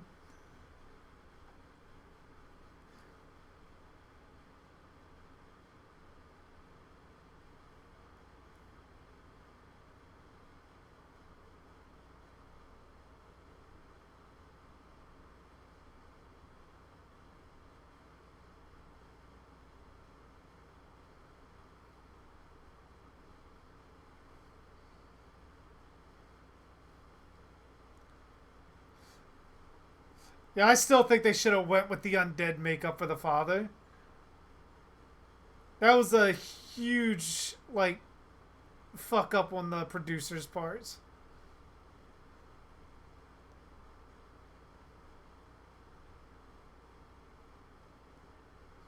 See, that would be the only evidence they would have that probably would say that it wasn't them killing. But Jason at this point is already on record as being dead. So, like, you would imagine that they would probably still be arrested.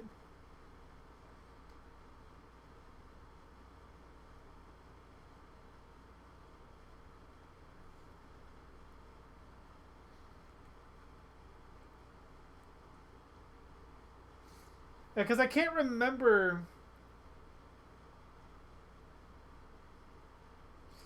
I can't remember if they reshot it without the father wearing the makeup first, or they reshot it with the father having the makeup. Because I do know they did shoot it at one point with the makeup on, And the producer, I believe it was, chose to have the father not have it.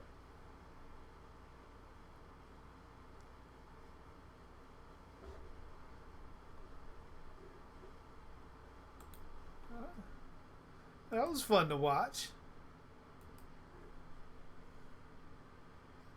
Yeah, because I do remember pictures on set um, of Kane as Jason and Tina's father in full undead makeup. He looked like a zombie, but still like fit what was supposed to be in that movie.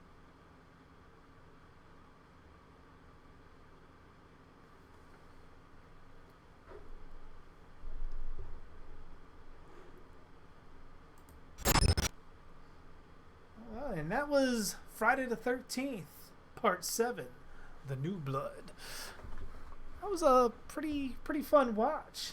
These commentaries have been increasingly more and more fun every time I do them. Which I'm thinking once because I know I said I wanted to do Scream next and then work my way into Halloween for October. What I'm thinking I'm going to do, um, oh, thank you for the super chat, little hand, coming in clutch.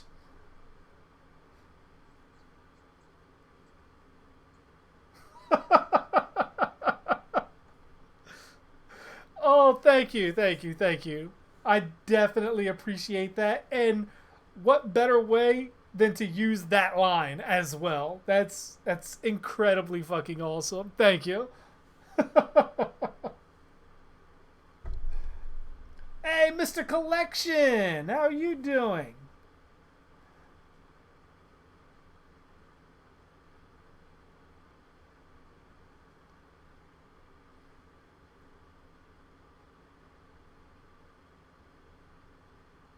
Yeah, I didn't even notice that, BM. I didn't even notice that, but that's a hell of a fucking point.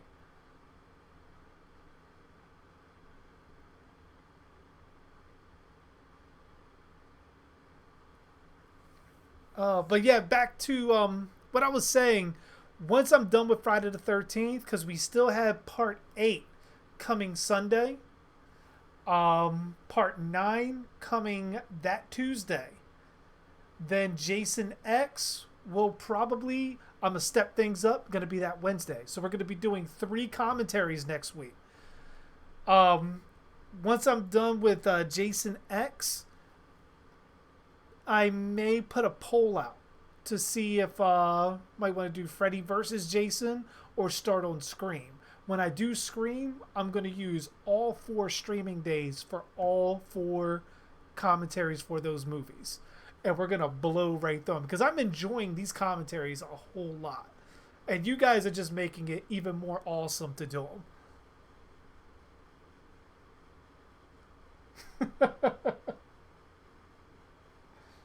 Ghostface just disliked the stream. Ah, damn it, Ghostface. I said I'm going to do Scream. I didn't even call you Scream this time.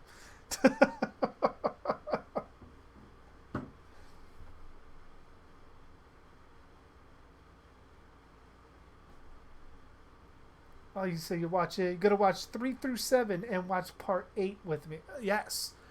Feel free to, like, join us. Like, the more people we get in here, the even better. And we can all talk about the movie all collectively. That's what these commentaries are all about. I just wish that I could actually watch the movie on screen with you guys.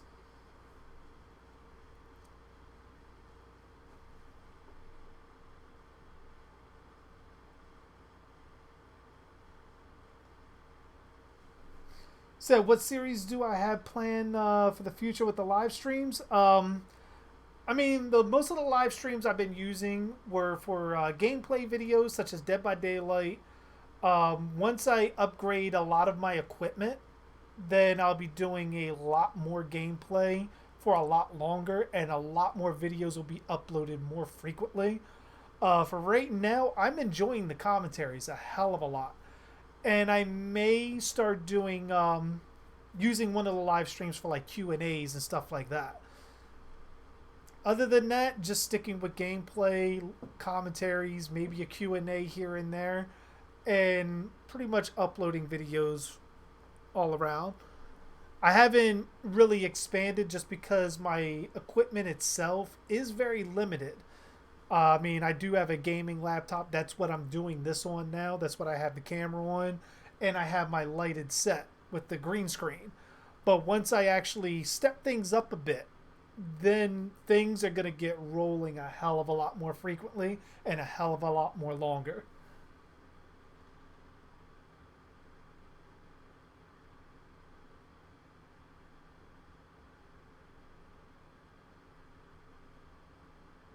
That could be true too, Devin. Like it was never Tina's father that actually pulled Jason down. It was a hallucination, and that she actually used the chains to pull Jason back down into the lake. Because we never see John's body in part 8.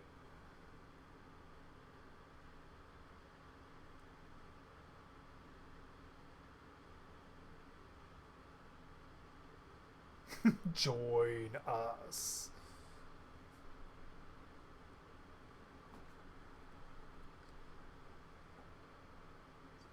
So it's a blast. Shame I came into part 6. Hey, you're welcome either way. Better late than never. And we got a hell of a lot more live streams to go before I'm ever done. Figure Friday the 13th was just the first series that I started streaming. We still got Scream, Halloween, Texas Chainsaw Massacre, A Nightmare on Elm Street, Psycho. We got every single horror movie known to man that I can get my hands on that I'm going to be doing commentaries for. Everything.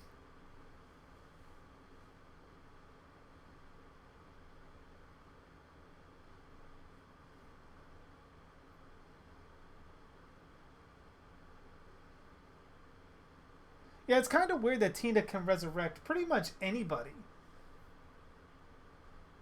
Which you wonder if it has to be in the lake and why. Like, does she have some kind of power over the death curse itself to bring the dead back? Do they have to be in the lake for that? That could be something that could be explored too.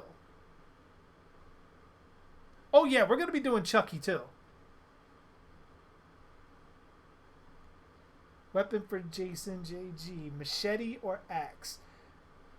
Personally, as a cosplayer, I prefer the machete because I think it looks better for pictures. But I would imagine from a practical standpoint that Jason would likely want to use the axe. Because if someone closes a door on you, you could use it as a multi-tool. You could use it to chop down the door and kill a victim. With a machete, you could argue with his strength, he could kind of do that, but not really. And then you run risk of really fucking up the blade on a machete. So I would probably go with an axe.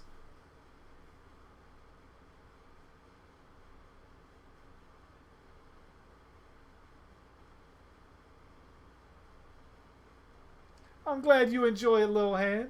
Glad I can do what I can to make you laugh. I'm gonna take him. I'm gonna take you home to meet Mama. I can't get that out of my head without the hearing the Bobby Boucher voice. my mama said. My mama said.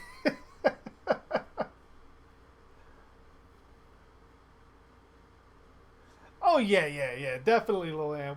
We can talk all the shit we want about these movies, but at the end of the day, I fucking love them. This is a reason why this is my favorite series of all the horror franchises. Even the ones I don't like, I still have in my collection. Like I do love watching them. They're entertaining to a degree. But from a story standpoint, once we get to the New Line films, they don't really match up well. But it has Jason on it, so fuck yeah, I'm watching it.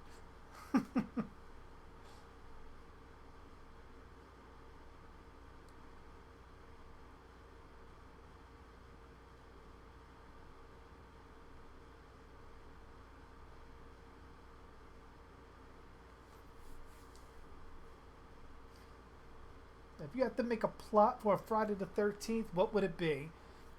I would probably go back. I don't know if you watched it yet, but I do have a video. It's my main video on my channel. Like when you click on my channel, the video that's on there, I guess it's supposed to be like your trailer or whatever. But I decided to put that on there because I thought that illustrated a lot of what the channel's about. It's because I didn't put my on there. How a Friday the 13th sequel could play out. That would be, if I had to come up with a Friday the 13th story, that would be it. It was like one of my earlier videos from what, like a year or two ago? But that would probably be my pitch if I had to do one.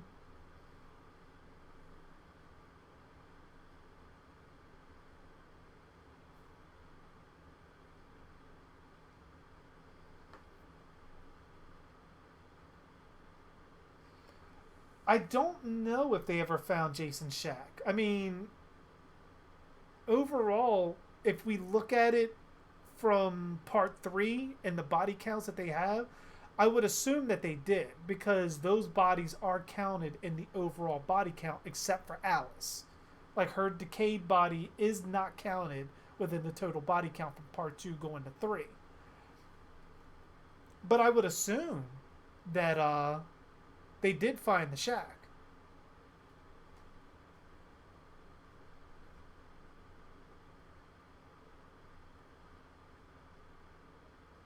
Jason does live in some fine quality H2O.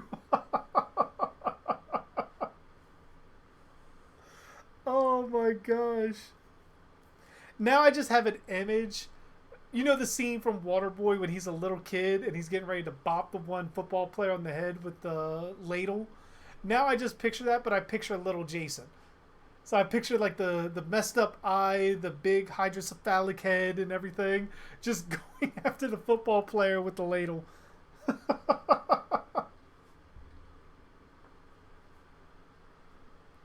So what's my favorite Friday the 13th movie?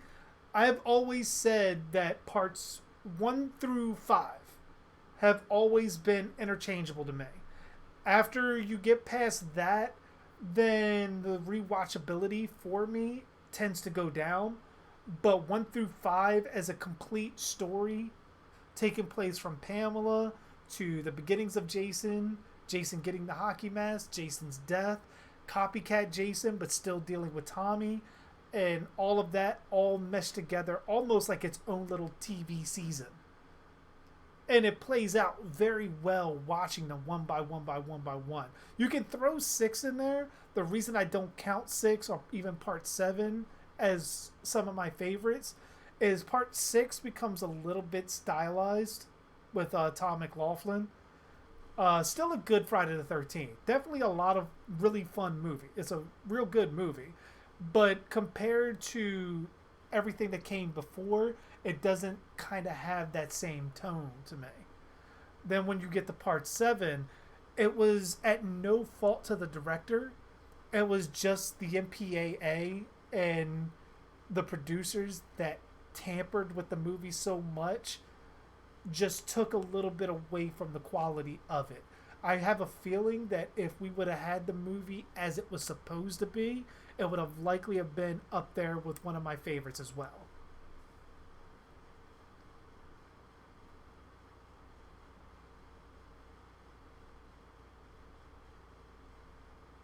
Oh no, Devin. I'm fairly certain Chillin loves these movies too. He just doesn't want to admit it.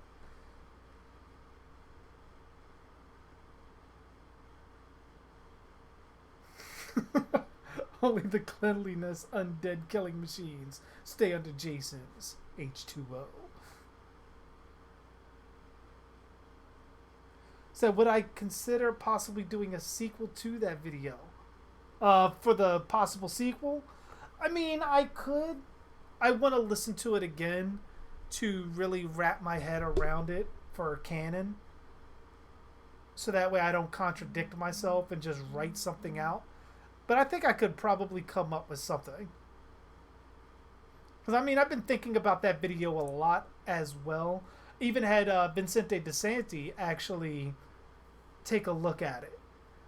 which he liked a lot, judging by his response in the email that he sent me. So I mean, I might be on to something there, but I don't know. We'll see. Well, I'll check it out, and then I'll definitely let you guys know as I come up with a sequel for it.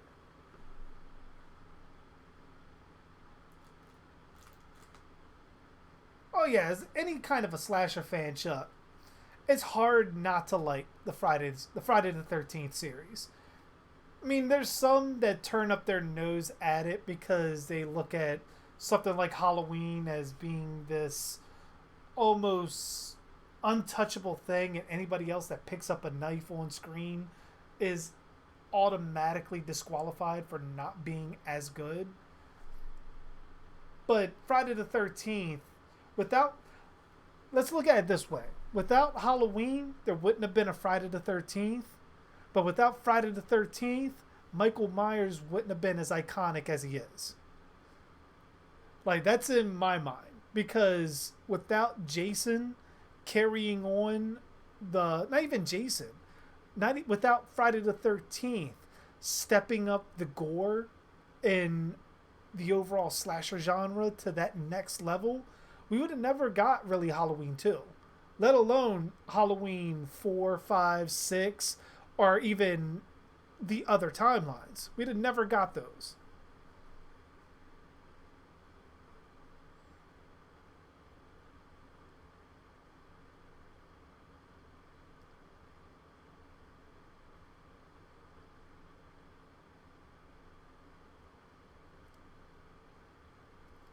Oh, I mean, you could look at it like that, Mr. Collection. Because I watched the movie and I give my thoughts real time on it, so it can be considered a review. I mean, I love the movie. I may criticize certain things as I'm going, like pretty much Tina, for instance, can see the future, has telekinetic powers, but somehow trips over dead bodies and can't see all of the dead bodies around her that Jason has strategically placed to fuck with her head.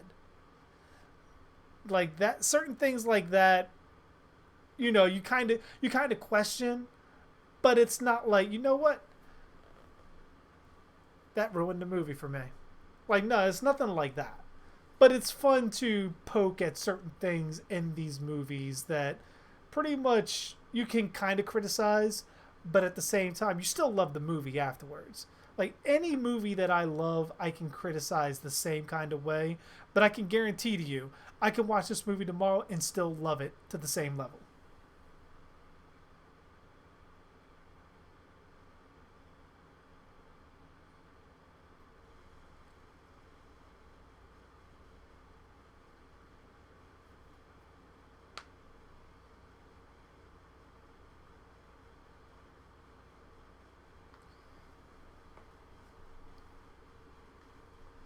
Oh yeah, Death. I mean, there's tons of Friday the 13th haters. I mean, there is haters for every single franchise. It just always seems to be that Halloween and Friday the 13th are always the ones bumping heads. And to be honest, they have a kind of relationship that one couldn't really go without the other. They both needed each other in order to be successful. Now, if you want to get really technical, neither one would have really been around without Psycho. Because Psycho, to me, I consider that really the first slasher movie. And without that, you could arguably say that maybe without Psycho, John Carpenter doesn't get the idea for Michael Myers. And we never see that slasher movie. And without Halloween, Sean Cunningham and Victor Miller never get together to create Friday the 13th. And then it goes on from there. Now, there's other slasher characters that would have came regardless. Freddy would have been around regardless. Albeit without Halloween and a Friday the 13th franchise, it would have been harder for Wes Craven to sell his script and New Line to get up off the ground.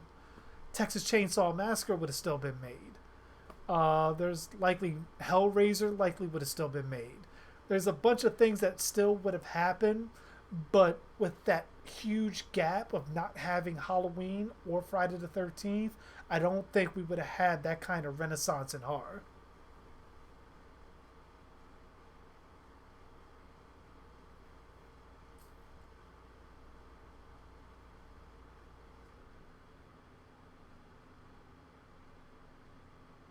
Oh no, no, you're not being mean at all, Mr. Collection. Not at all.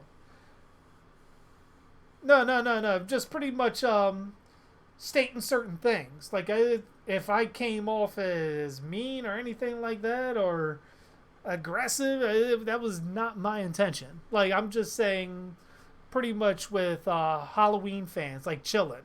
For some of you guys that know chillin', some of you that don't, pretty much chillin' is the top tier Friday the 13th hater. He's that person in every forum that is combative against the Friday the 13th fan and putting Halloween on a pedestal. That is what he was. I'm just saying that pretty much it doesn't make sense for one to hate the other when they both clearly only benefited from each other existing.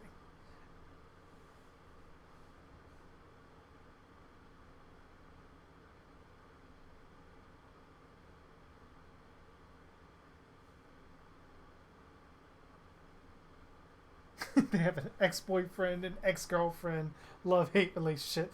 Pretty much, yeah. I guess you could probably say that.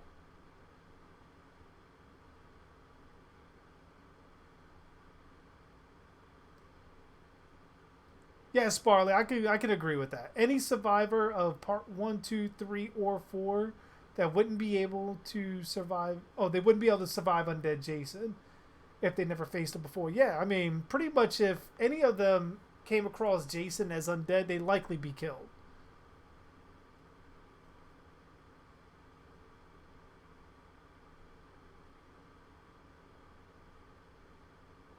Oh yeah, it definitely goes. It's just that people tend to gravitate towards those two films and argue it out because of how high profile those two are. Like they forget about the little pebbles of foundation that was laid before we actually got to building the giant houses of Voorhees and Myers. I think Tina's a Jedi or Sith. Well, I mean, she's not trained in the ways of a Jedi, so she'd likely go Sith. Who doesn't know chillin'?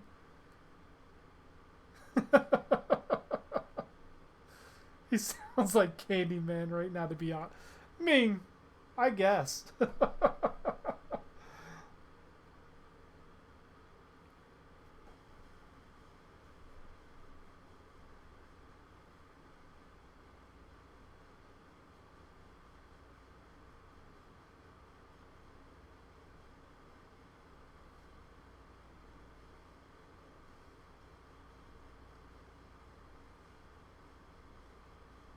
Do you think that someone find this and take care of him for a few years? Who, Chillin'? Nah, Chillin's likely somewhere punished. His mother refused to pay the Wi-Fi bill. We probably won't see him probably until his first report card.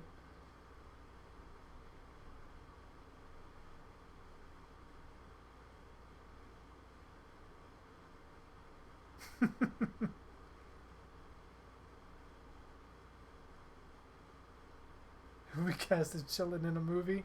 I don't know. I'd have to do a complete casting call of some of the most annoying people ever for that one.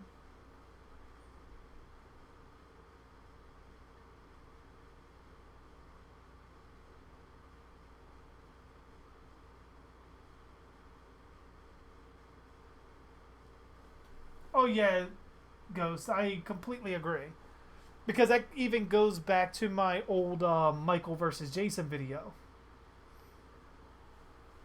That pretty much like I said on there, I had to put parts 2 through 4 Jason against part 1 and 2 Michael, just to make it fair, because I don't think that Thorn Michael. I think he would make quick work of part 2 through 4 Jason, just based on his power set. But even in that regard, I still believe that no version of Michael could kill an undead Jason.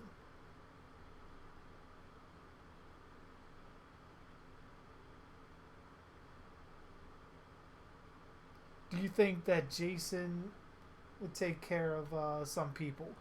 I think, judging by what we've seen in the movies, he may do that with kids. Maybe. But if you're a teenager going into an adult, likely not. Although the remake did have him take someone hostage because he thought she looked like his mother.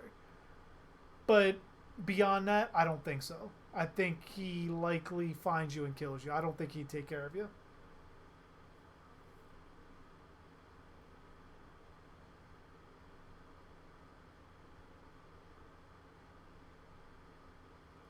Chillin has been banished to the Shadow Realm.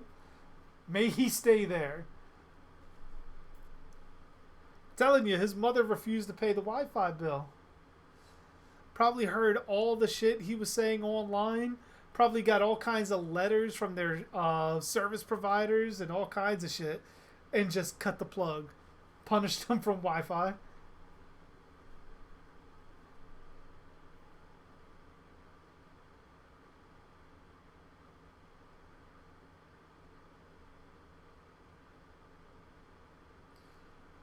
Well, not really, Sparley. It's unclear what Jason wanted to do with Tommy in part 4.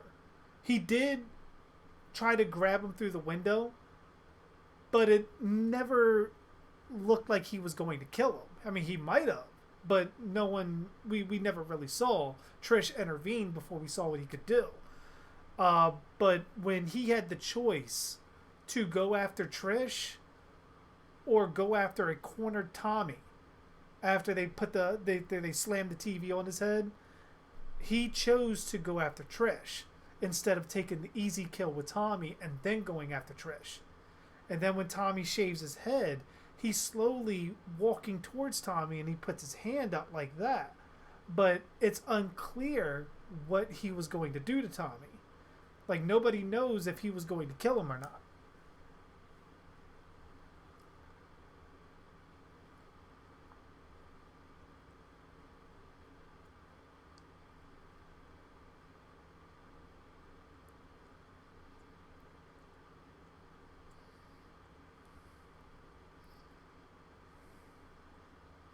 Yeah, I do remember that in the comics, Ghost. He did help a kid.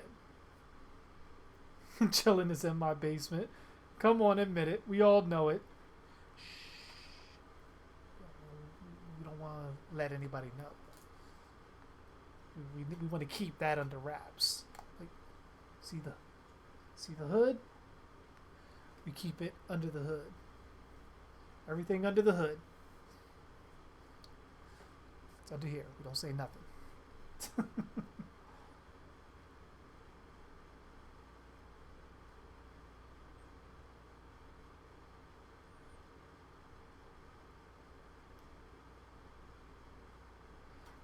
Well, if you go back to my theories, Ty, I, for one, am not in that camp that Jason has the mind of an 11-year-old, because I never believed that he died at the age of 11. I believe that he did submerge himself underwater. He probably washed up the shore and he survived in the woods for the following 2 decades. I don't think he was dead until part 4, in my mind. I know what some directors have said and so forth like that, but from what it fits with me, you could argue that he probably didn't die until maybe part 3 when he got hung. I mean, that might have snapped his neck and then he got brought back by the death curse then. Or even part 4. Like when he's in the morgue, the death curse brings him back and he's drawn back to Crystal Lake. But ultimately, I looked at it as he was alive until the end of part 4. And then the death curse brought him back in part 6.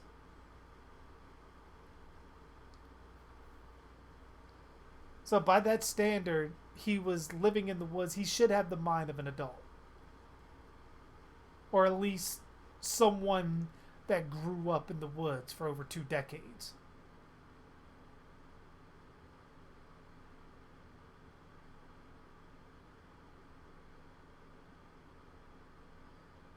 No, Mr. Collection, I do have a video on that. I believe that Jason was likely taken care of by the person who really built the shack.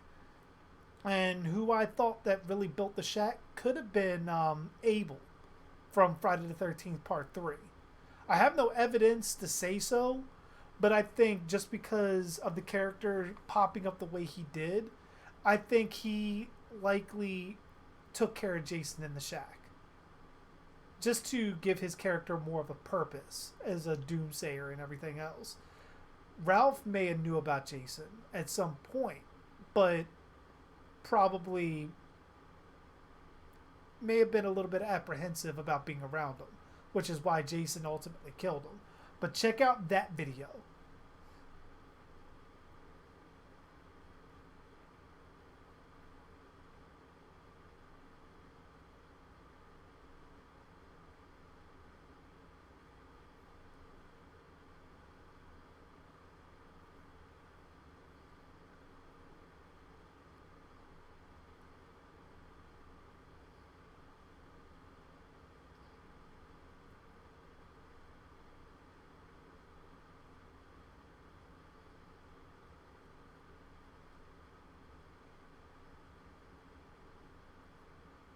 Yeah, like when he like falls from that noose little hand, like you, once you hear it, you think that's it.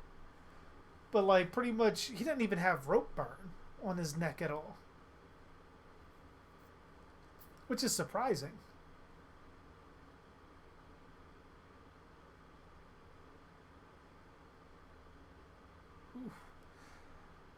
But alright guys, I'm going to go ahead and start ending the stream here. I'm getting hungry. It's 2 o'clock in the morning and I need to eat before my stomach starts devouring itself.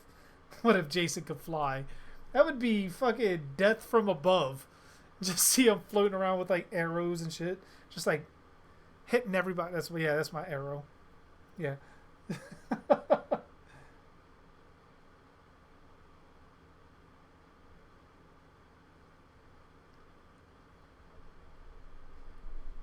I mean, he could be Mr. Collection.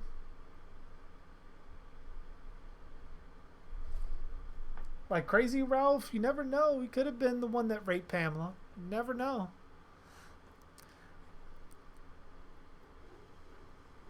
But yeah, I'm going to head. If I can speak, shows how tired I'm getting. I'm going to go ahead and hop off here. Like I said, I will be on tomorrow, which I don't know, may step things up a bit. How about we do part 8 tomorrow? Think we do part 8 tomorrow, do part 9 Sunday. I'm really enjoying these commentaries, so I'm all for it. So you know what? Yeah, fuck it. We're going to do part 8 tomorrow. Changing my schedule up. I'm going to do part 8 tomorrow. I'll be doing that probably around 11 o'clock. Trying to stay consistent with things. Then we'll kick off Sunday. Jason Goes to Hell. Let me say, I would say Sunday Jason Goes to Hell. I'm gonna leave it at that because I don't know if I want to do another commentary Monday. I might knock out the rest of the Friday the 13th series all next week.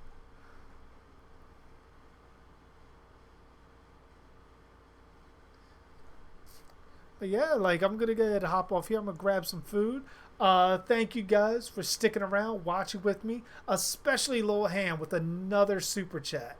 I am extremely grateful for that. Like, thank you. Like, never did I ever think that I'd be on YouTube getting super chats at all from people that like to hear my ramblings on the internet. Like, I'm greatly appreciative of that. But once I end the stream, don't forget to check out my new video Which, matter of fact, we jump over. Publishing now.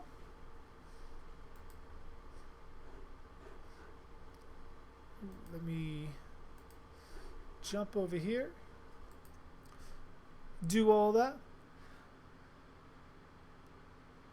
Oh, you guys have a good night as well. And thank you guys for sticking around. Like I said, I can't stress that enough that you guys are sticking around with me through this. And I am definitely looking forward to seeing you guys tomorrow. I'm actually going to put the gameplay videos on the back burner. And like I said, tomorrow, Friday the 13th, Part 8. Let's get into it. Let's go to New York for 30 minutes. But you guys have a good night. And as always, I am JG Dark. And thanks